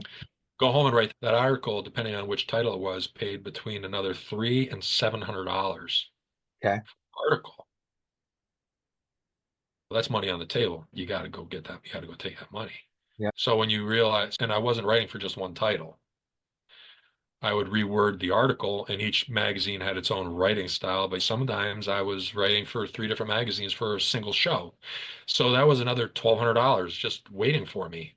That's really good stuff. $1,200 is a mortgage payment. Yeah. Yeah. Exactly. And two, again, I'm drawing timelines, but I'm going all the way back to you walking into the store and saying to your dad, I've got to make 8 grand this summer. And it being disappointing to your father, but you knew that's what you had to do in order to move forward with what you were trying to do. And Yeah, yeah, bringing it up to where you're at in the storyline here is that you're doing everything possible that you can see and you can calculate an opportunity as to create that amount of money and potentially go beyond it, what your base need is, going beyond your base need to make that extra. So you may not have to do an extra lettering job on a truck the next day or the next weekend, I think. So the management component that you learned in the sign shop in Boston, the production manager, that playing into your current life schedule and how that's being facilitated. All these different skill sets that people don't always pay attention to that mhm, that are there, and they don't realize how that affects how you operate later on in life and different things of that nature. And people don't always give themselves credit for that. And I want to take just a minute and throw you some flowers because of that ability to see those types of things and to be able to maneuver in that way. And I think that plays into you being the third child, the sensitive, the empath, being able to sense different things that normal people don't necessarily, and I say normal people, but I'm just referring to people outside of the creative community yeah. is what I'm referring to. Not that they're unnormal, but those types of things general society doesn't see as assets all the time. They may look at them and say, you're just too sensitive. So that becomes Oh, I've heard that. yeah, that becomes something that is a derogatory personality trait Yep. in society. But that sensitivity allowed you to be able to recognize certain things, recognize patterns, recognize opportunities, recognize the fact that you didn't want your son to be in an unstable environment. Also realizing, hey, I want my son to feel a sense of community by going with me to these events and seeing what that world looks like and what that work ethic looks like as he's managing these other aspects of what you're Yeah, trying to do for these magazines and yourself as a family. yeah. That again, just throwing some flowers out there for you because that's huge. That's a huge thing that you've accomplished and you've done for your son and your family early on that we don't always keep those things at the forefront of our mind. They just fade into the background a lot of Right. times. But as an outsider, I'm recognizing those things, and I want you to be able to hear that it I is appreciate that. recognized. Somebody's seeing that and seeing that you're a man above men in a sense because of those types of things. What I'd like to do now at this point is let's move into an element of the business of where now you're working for 3 or 4 different magazines all at one time. Are you seeing the automotive artwork? Are you seeing that expand? And is that being truly fulfilling for you? Or are you feeling like you want something more at this point in time? I'm always going to say it's all about the chase. It's always about the chase. It just turns me on, right? Yeah. And I can only speak to what I know. As a creative, I am a firm believer in self-preservation, almost to a fault. Mm, Now knowing that I spent a lot of my life with I always like to think of the whole Harry Potter thing, the cloak, invisible cloak. yeah. And if you are an empath and you're walking around not even knowing it, but your damn cloak is open and you're getting pelted with all this stuff, right? Now I know enough discernment to make sure my stuff is shut, because if I'm not paying attention to that, outer influences will jam up my artwork. And being fiercely loyal to my partners when I work with them, when you talk about am I satisfied, they deserve my best. They don't deserve my bad day. They're paying for my best day. So it all comes into play, the whole self-preservation and the chase. So, like with me, I was always satisfied. I never felt dissatisfied, but I was always longing to explore new things. Like, I'm an automotive illustrator. People are like, so you draw cars? I used to draw at the shows. I used to draw cars at the shows. It's great. It was a gimmick. It wasn't a gimmick. People are getting original artwork. It was legit. And I'm Yeah. getting paid for speed, getting paid to practice, making some money, buying milk with it. But now what I do is I'm doing full branding packages for large events, from the t-shirt design to the lanyards to the stickers to whatever.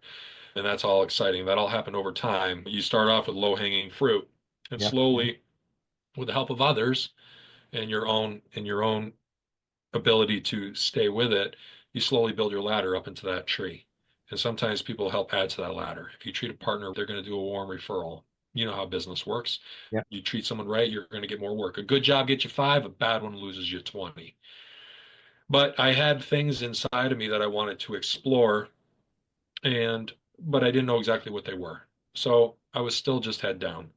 Ended up getting married a second time and had my second batch of children, my second set of children. And that was a thing where I was talking earlier about when my dad remarried Yeah. and we had no say. Yep. I did that to my oldest boy. We had this fun life where we were traveling, but what he doesn't know is that a man has a need. Your child can't fill those needs. Yep. So I met this girl, and we got together, and next thing she is here with us. He didn't get a vote. He felt those things. He and I have already unpacked those things. He identified that with me because he knows my whole damn story, frontwards, backwards, upwards, downwards, all of it. And he pointed out to me in love that I had done the same thing. When a divorce, like I went through my first divorce with his mom, and then I got remarried, and all of a sudden he's got this mother. I never asked him to call her mom. I didn't do that because he still has a mom. There Right. was no death. It was a divorce. But what's so funny is like this my second wife, she loved me. Similar to almost like when my dad remarried. It wasn't that she didn't love him, but maybe there was an opportunity, there was a safety, there was a companionship, there was a bunch of different things, right? Yeah. So I got remarried and to a stranger basically, but I was so happy to be like with somebody. My first wife, there was a lot of drama. There was always shit blowing up. There was a lot of insecurities with her. So it was really nice to be with a woman that kind of had stuff figured out. You were never waiting for things to blow up. Like I Okay. can get used to this, right? Yeah. Yeah. A But little bit of all along, stability. right, but all along, I left a boy at the time when we got together. He was in third grade. And fast Mhm. forward, we ended up, she wanted to have kids. And I'm like, man, I don't know. And she goes, how can you ask me to raise yours and not give me one of my own? That's a pretty valid argument, right? Yeah. But it was one of those, I didn't want to lose her. We ended up having a kid who is now 11 and she's beautiful. My daughter, she's 11. She's a creative on steroids. And we had our son, the youngest, who is a critical thinker, who would rather play with magnets and walk documentaries and pull something apart. He's the engineer. Yeah. So I have the free spirit creative, and she really can draw. Now, when I say she can draw, I mean she can really draw. And it's a thrill. And then I got the critical thinker guy, who's also all boy, loves to play with sticks and chuck rocks and skip stones and crap in the woods. And he's a Right. little Yeah. boy. But anyway, long and the short is it was like she outgrew me. I'm not playing my violin. She outgrew me. It was that thing where all of a sudden you felt like The color of my collar was wrong. I'm a blue collar hustler, and she was looking for a white collar boy. Okay. And she worked in an environment where the guys were driving the latest BMWs and ski weekends, and she wanted all those things. She wanted all those shiny things. Okay. And that's not me. I'm paint underneath the fingernails, rip stuff apart, build it, hustle. So when she moved out, she was having an affair. So here it is, a second marriage where there's an unfaithfulness. Here I am completely effing broken, right? Yeah. And when she moved out, my youngest at the time was only 3 months old. I am also that much older. It wasn't like getting divorced at 33 years old. Yeah. It was getting divorced at 46 years old with a 3 month old. I'm an old man. People are having grandparents at 46. My grandfather was a grandparent at 46. Here I am.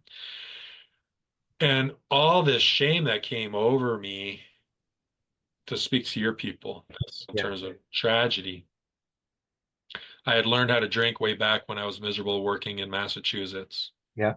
hiding it, Yeah. drinking rum and cokes, tubing down X amount of before I had to pick up my boy's mother at the train. This was before he was even born, but always drinking and all those things. So having this shame of a second failed marriage, what are people going to think of me?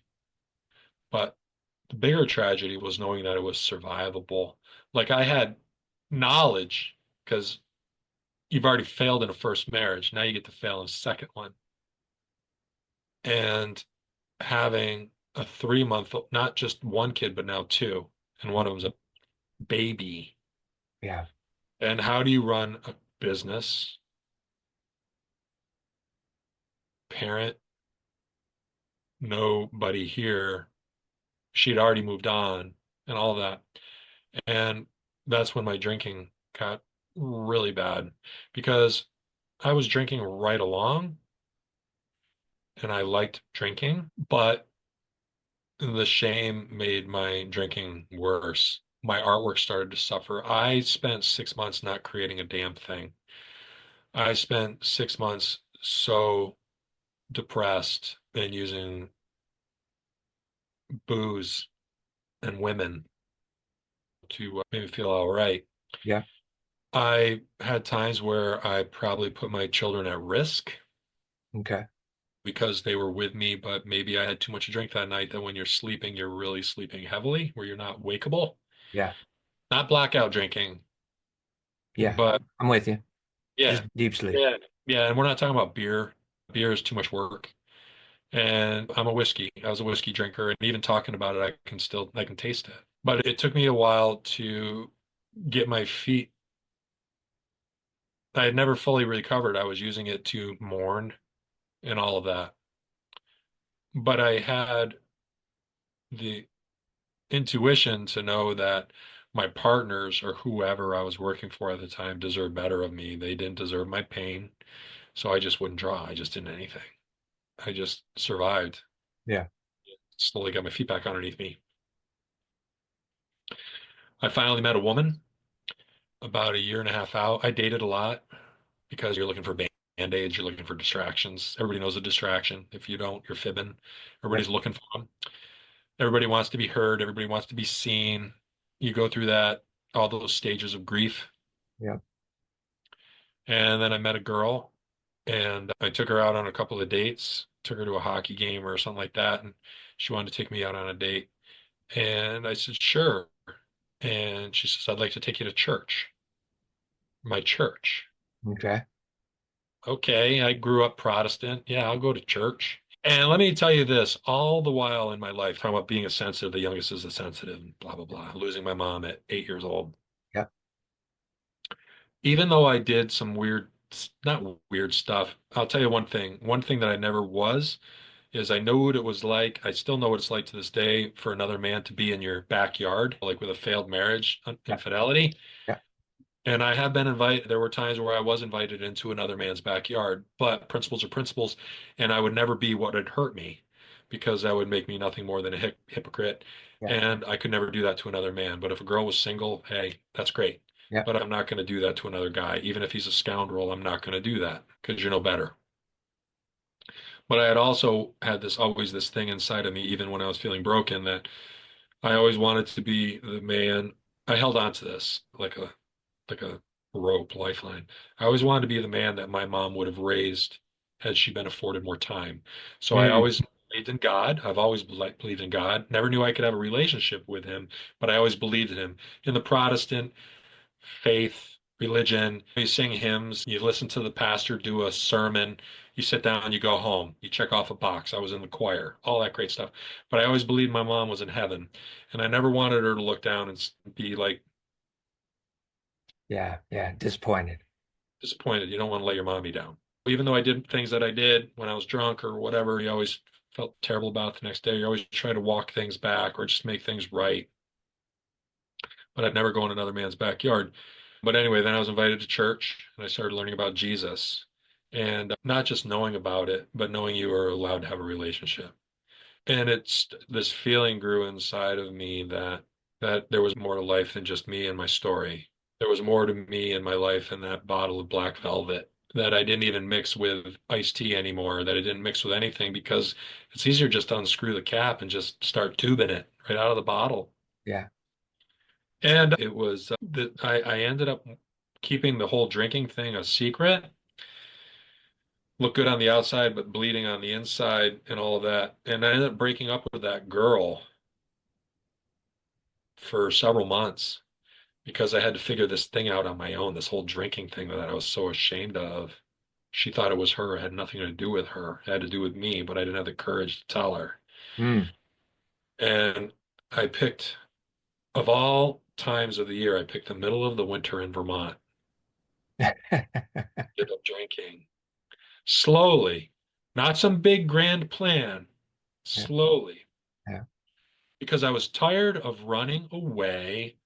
I was tired of being a victim. And I'll tell you what, no one can get you to the last knot on your rope, but you got to get there all on your own. No one can bring you to your knot. yeah, You can, the lead a horse to water, make them drink, blah, blah, blah, blah, blah. It's true. And when you let go of that rope, you better hope that there's someone that cares about you that's willing to catch you and willing to walk with you. Not speak into your life if they got no business speaking into your life. Speaking into your life because they've walked the beat, yeah, right? yeah, It's a lot more when someone says, I know you, I see you, I care about you, I love you, I'll walk with you, I won't judge you. You fall down, that's okay. We're going to get back up, we're going to walk. So I had to do that. I was doing that alone. And maybe I'd get 3 days sober, not drinking, and then I'd fall over again. But it was one of those, not letting anybody else down. It was one of those, damn it all, I'm letting me down because I want to have control over something in a world where I have no control. Sure, I'm an artist. Sure, I'm a sign writer. Sure, I write for magazines. Sure, I draw pictures and shit. But now I've got this whole failed marriage again. And it's not my children's fault that it failed. It's our fault. That was the other thing. Ownership. It's not all her fault. I dropped the ball. Did I become emasculated? Did I become complacent? Did I come whatever? Doesn't matter. I need to own me. So mm, moving forward, right? yeah, Learn to love me. So when I finally got out, like a month, I reconnected with this person. And we're not even together anymore either. But I let her know, I confessed what was going on a lot. And she was very kind to me. She came from a very tumultuous life too. Everybody has a lot of storms in their lives. Everybody's got a story. I ended up getting back together with her, ended up going back to church, ended up giving my life to Jesus because I loved the love that I was feeling. I loved sobriety and I went public with my faith. And what was funny was not funny. I remember like the gospel being said at the end of the experience, not a sermon, an experience. And I could feel God saying that I love you, I see you, you matter. But if anybody that listens, if you're a believer, if you're not a believer, I'm not going to discount anything. Everybody's got their own path and why they feel what they feel based on whatever they've been exposed to in their life. Some people don't have a relationship with God because maybe he was shoved down your throat when you were a little kid. But let me tell you this, It wasn't his fault that you were force fed. It was a human that was broken shoving him down your throat. Okay. I just want to say that. And Mm. I'm sorry if you're broken because of that, but I'm going to tell you, you're still loved. He still loves you. It was a human's fault.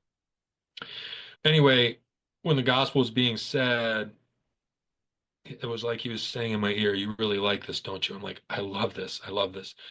I really care about you. You know that, right?" I'm like, "Yes, I know." "How much do you love me?" "I love you a lot." And then it was almost clear as day. He says, "Then show me." No, enough lip service. Show me. My Right. hand went right up, accepting Jesus as my Savior, right? And next thing you know, I'm being walked out into the back room. You've just given your life to Jesus, all those amazing things. And it was beautiful. I'd already been sober. I'd already been sober. I'd already been working on it. But I had this community that loved me like a fresh white sheet of paper, a fresh story to be written on. And they didn't know my story. They didn't know that I had a drinking problem and that I was recovering. They didn't give a shit. They didn't know that I had two failed marriages. All they knew me was as Scott. Yeah. I had never violated any of them. None of them have ever violated me. It was an opportunity to have something safe, a community as a collective, men that could help hold me accountable, men that I started giving my story to because they were telling their stories to me, which made it very radical. That doesn't have to be a church thing, but when another man can just totally surrender and just show you all of their ugly stuff, where I grew up and you grew up in a generation of you keep your shit under your own roof, you don't tell people your problems. That's counterculture to what I know. Your strength is by sharing your story. Yeah. I ended up getting baptized on what was my 7 month anniversary of being sober, which was really exciting. And I remember even going public with my faith, like the total dunk underwater and come back up. I had a lot of people that thought, there he is, he drank the orange Kool-Aid. But what's beautiful is when you get past that peer pressure and being the last kid picked on kickball, the last kid or the kid on the playground where everybody thinks you're different, you feel different. When you finally get to a spot that you just can't even do that anymore, that you realize that another human has no right to judge you. There's one judge, and it sure as hell isn't anybody that I'm looking at. There's one judge, period, and he's up there. But going public with my faith, where I remember my dad, even at the time, I invited him. We had you baptized when you were little. This is different. You had me baptized in a ceremony that said you were going to raise me in a Christian home, and I'm so grateful that you did that. But this is me being a grown man on my own, making a decision on my own that I'm going to go do this because I Right. can't do this on my own. And it's worth it to me. And it's got nothing to do with you. It's got all to do with me. So I laughed. This woman that invited me to that church, her name is Beth, and I'll always be grateful to Beth because she was put in my life in a time when I was broken.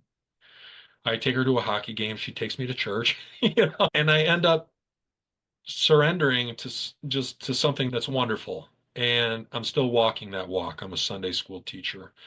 But what I'm grateful for is I'm grateful that my journey has been birthed out of humility, that I can tell this story to anybody that would deem it of value.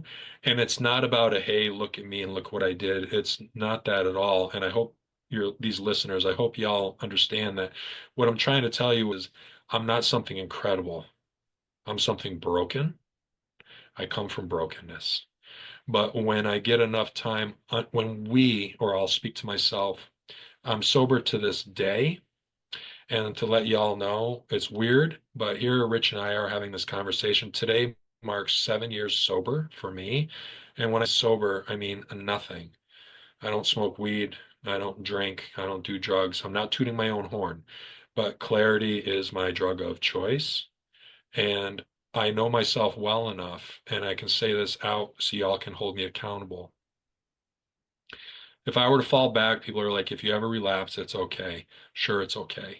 But I know how I am and how I'm wired, that I would have this waterfall like Niagara Falls of guilt just pouring over my shoulders, and it would effing break me. I would not survive the self-inflicted guilt. So the guilt and the fear is what still keeps me crisp. But I'm also in a world where clarity is incredible. I create at a level I've never created before. Again, not arrogance. You have to be broken. because we have this choice. You can be victims or you can be victorious. We see generational sin. We see generational trauma. Maybe some of you know what that is. We call it generational trauma. In the Bible, we call it generational sin, the transgressions. Okay. It doesn't matter. Call it whatever one you want. It's still the same damn thing. So we see people that are pedophiles and and maybe you were sexually assaulted. There are people that are sexually assaulted and they grow up to become the same thing, sexually assaulting, or they grow up and say the buck stops here, not on my watch. It ends, right? Yeah. We have people that grew up in a house where there was abuse. They are abusers, or it never is going to happen on my watch. I'll pull your face off if I find out you're abusing somebody. Isn't that amazing? There are people that carry that baton around the track. It's handed off to the son or the daughter, and they continue to run, and then they hand that baton off. But there are some people that say, I am dropping that baton in the dirt. I'm not going to carry that baton any further. I grew up with my father being a real strong provider. He had a ridiculous drinking problem too. I Mm. watched him not be kind to my mom. I don't remember a whole lot, but I remember these unkindness situations where she would be crying when I was just a little boy, 6 years old. My brothers can tell me the stories, and they told me some of them. They don't matter, but these are things that my dad did because those things were done to him, what have you. But it doesn't have to be. I know I just went on a rant, but I'm saying I just want you to know that you matter, you're relevant, you're seen, you're heard. And it doesn't matter what you did yesterday. It matters what you're choosing to do today. It really matters. Now, Rich, you and I have shared previous conversations before, and I know that you can speak to some of these things. And I want you to share something back. Yeah, no, absolutely. The first of all, congratulations again on the sobriety earmark, the 7 year mark, of which is for me, I'm an, into numerology and different things like that, and Yeah, seven being a number that's profound. To speaking, you're talking about generational trauma. I've talked about this on some other episodes that in the scientific community, when you're looking at depression, anxiety, addictions, substance abuse, all those different types of things, they've done studies where they've literally seen traumatic experiences are ingrained in a person's DNA. sure. So it may not even be something that you've done in your lifetime that's created this issue. It may be something that your grandparents or your great grandparents I have believe it. experienced. I believe And it. it was just passed down through the generations, and it's in your DNA that this is there. This trauma is embedded years ago. Yeah, if I could be in my mom's womb and she could be suffering a traumatic, stressful experience and she's releasing those chemicals into an embryo. Yes, absolutely. Absolutely. Absolutely. Sure. Yes, of course. Absolutely. Of course. Yeah, and I empathize with all of that with you. Fantastic that you've been able to find faith as a safe place, a stable place for yourself, a foundation that you're able to create more on, grow more on for you and your family. That's an amazing thing. And it's a thing that a lot of times talking to different creatives, there's an element of that in there at some point in time. Doesn't always translate throughout the whole storyline, but it's interesting that those things come about as well. That I can see they play into a person wanting to continue in life, to continue to be better, to continue to do more in their life. And that's one thing that helps them along. One of the other things that I wanted to bring up that I brought out in your introduction was the fact that you've authored and illustrated three different children books. Mhm. Now, that's a stark contrast to automotive Yeah. and that even that community. What was the thing that brought you to the point of, I want to try this. I want to see what this is like. Now, I know you've done the writing component with some of the magazines and stuff, so I can see where that could tie into it. But what was the shift into, I want to do this for kids? I put out a book Actually, it just celebrated its, what is it, 2012. Like it's coming up on it. It just finished 12-year anniversary. I put out a book on how to draw cars called Hot Rod Illustration 101. Okay. Drawing autos with motive instead of automotive autos with motive. I always tell people I don't draw cartoons. Cartoons are a doodle on a cocktail napkin. I draw autos with motive. It's that whole technical background. Is that So still available online? it is. It's available Okay. on the website. It's Okay. available on studio669.net. And I had it on Amazon for a while, and it was the bestseller, which was exciting. Nice. And I learned so much dot connecting about myself when I put that book out. I launched a campaign on Kickstarter, self-published it, hardcover book. And that only came about because I had two publishing houses reach out to me on putting a book out. And I'm like, when I read their contracts, I'm like, this is pretty expansive for what my return is going to be is ridiculous. Why not just do it on my own? So I did, and I really loved that book. I still do. I can see some on a shelf over here to the side, Okay. in a cabinet. But then the other two books I put out were, I've also illustrated, excuse me, I've illustrated for other authors, but I put out two on my own because yes, I love drawing cars, but a creative is a creative. I'm happy to throw a pot, throw clay, even though I suck at it. So this whole children's book was something I wanted to do. So one of the books was based on You're Perfect, Basically Just the Way You Are. And the name of that book was called If Penguins Wore Sneakers, which was pretty funny because Penguin is in a tuxedo, right? And they all look alike. And it's like trying to figure out if I do this, can I be better? If I can do that, can I be better? But at the end, it comes down to you're perfect just the way you are. And that speaks into my own little life when you're this third grader, not really having a feeling different. No, you're fine. This is your story. Yeah. It's okay. It's going to be okay. Yeah. The other book that I put out was a passion project, and it was called A Tickle in My Heart. And it's based on a child losing a parent. It Hmm. was a story that I always wanted to tell ever since I was 8 years old. And what I did is I had it be a boy and a girl. And the story is hard. It's a hard story, and it's not to be told with religion and what happens after death. It's about how this little girl, instead of a boy, this little girl feels, and she has a little brother. And I use cats. I use cats to tell the story. And again, the story is hard. So I made sure I drew the artwork soft. I did everything soft organically in pencil with light colors. And they don't have names. They're just known as brother and sister. They would refer to each other as brother or sister and daddy and mommy. And it tells the journey of the mom being sick. It doesn't talk anything about leukemia, but it talks about how bizarre it is going to the hospital and all those things that I remember as a kid. Yeah. And the big machines that mommy is plugged into, all of those things. So I didn't speak to a dad dying because I don't know what that was like, but I knew what it was like for a mom to die. And yeah, and that book did really well. That was another one. It's out of print now. It's not in circulation anymore. I maybe one day I'll reprint.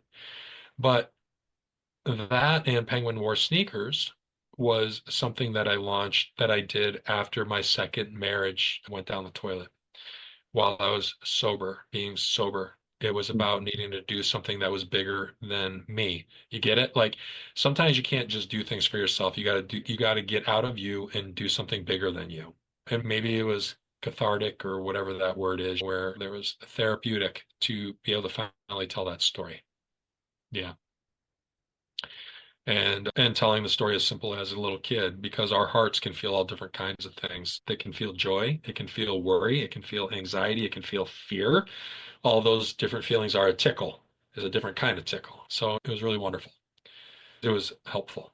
Yeah.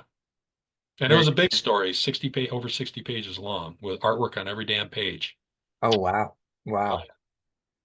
Yeah, that's amazing. I've seen a few of those illustrations and they have a whole different feel than what comes through with your automotive stuff, which I find very interesting. And yeah. now too, Hearing the story that those were created while you were sober, it also makes sense to me because of the softness of those illustrations and the energy that those illustrations have. Another layer of that is your faith that has come into play with the timeline of these stories and these illustrations. And it's very fascinating to me when I see a creative, an artist, an illustrator, anything, a writer, whatever, hearing their storyline and seeing their body of work, and then understanding how certain pieces of those works come out at certain times of their storyline, and how there's a shift in the change of energy of those works over a period of time. I always find it fascinating that, especially if I see that something becomes softer, it becomes lighter. The weight of it is not there anymore, or it's not as weighted down. And Yeah, yeah, go I ahead. agree.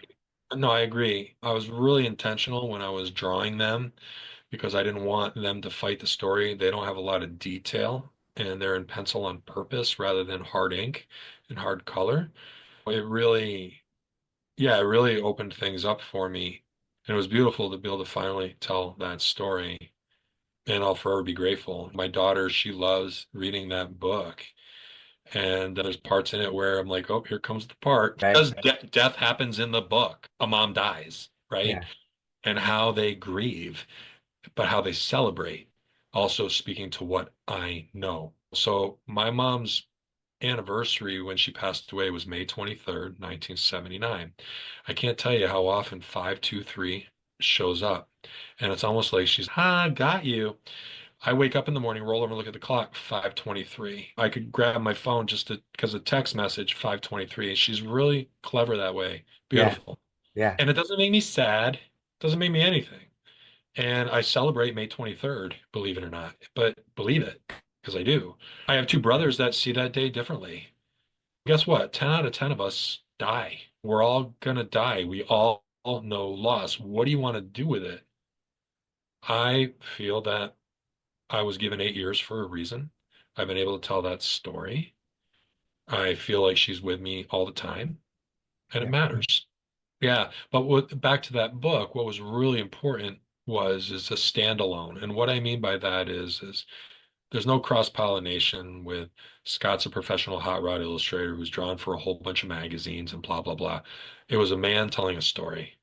And what's really wild is those turned into other projects where I illustrated for other people.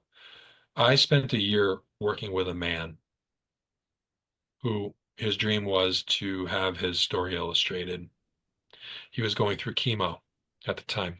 He was an over-the-road truck driver. I was speaking about him in past tense. I got to spend a year with him, unpacking his story, which was a mess, editing the shit out of it because, well, I know how to do it, and taking him being like his Sherpa, breaking the book into 5 sections, developing the characters, blah, blah, blah, blah, blah, arranging the text, arranging the gutters. He didn't know what a gutter was. A gutter is making sure that the words don't go too far into the crease, knowing what the thickness of the spine, all of these different things.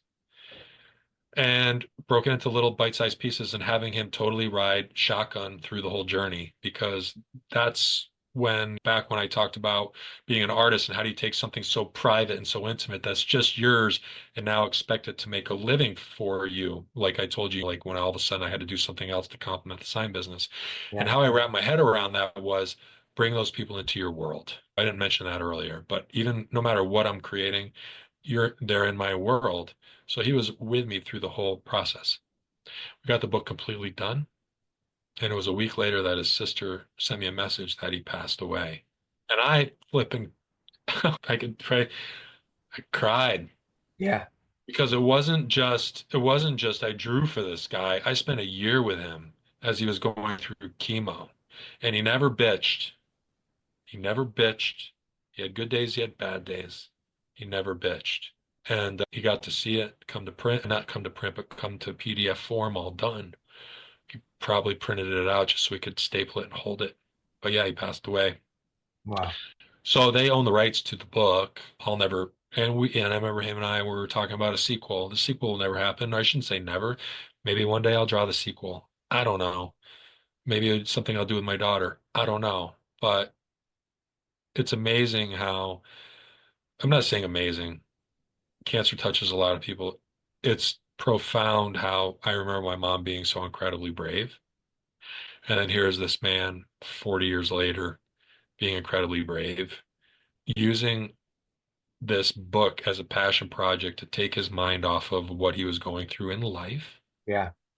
being able to ride on this adventure that maybe in some ways it was therapeutic for him. I sure hope so, because a real genuine friendship came out of it.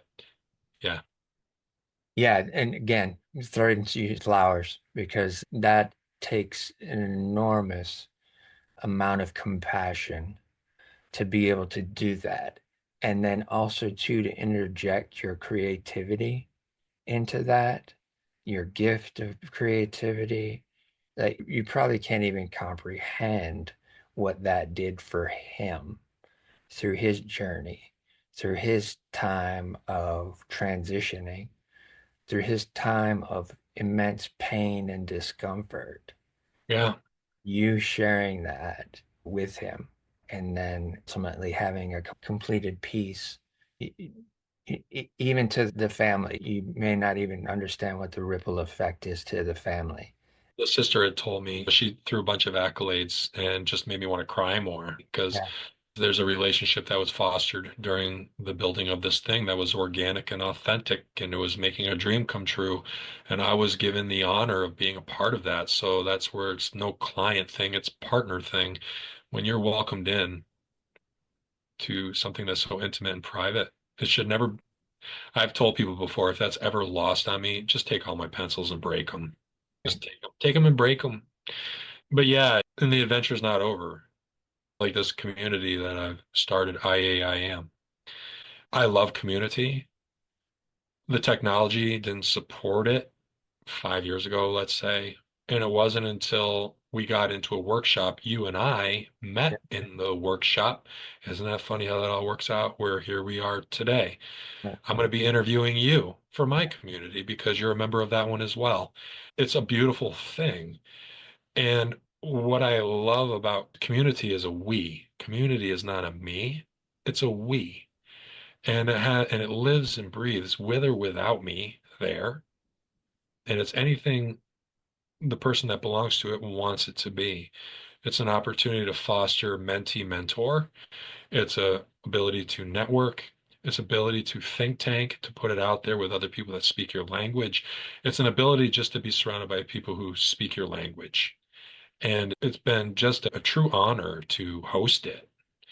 We have no idea what it's going to do, but the week after next, I'll be interviewing you, where we'll unpack your story. And what a celebration.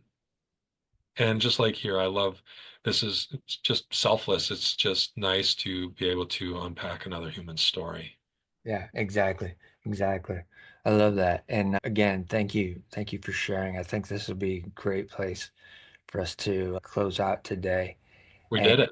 yeah, absolutely. I want the listeners to always remember, listen to your heart and be kind to your mind.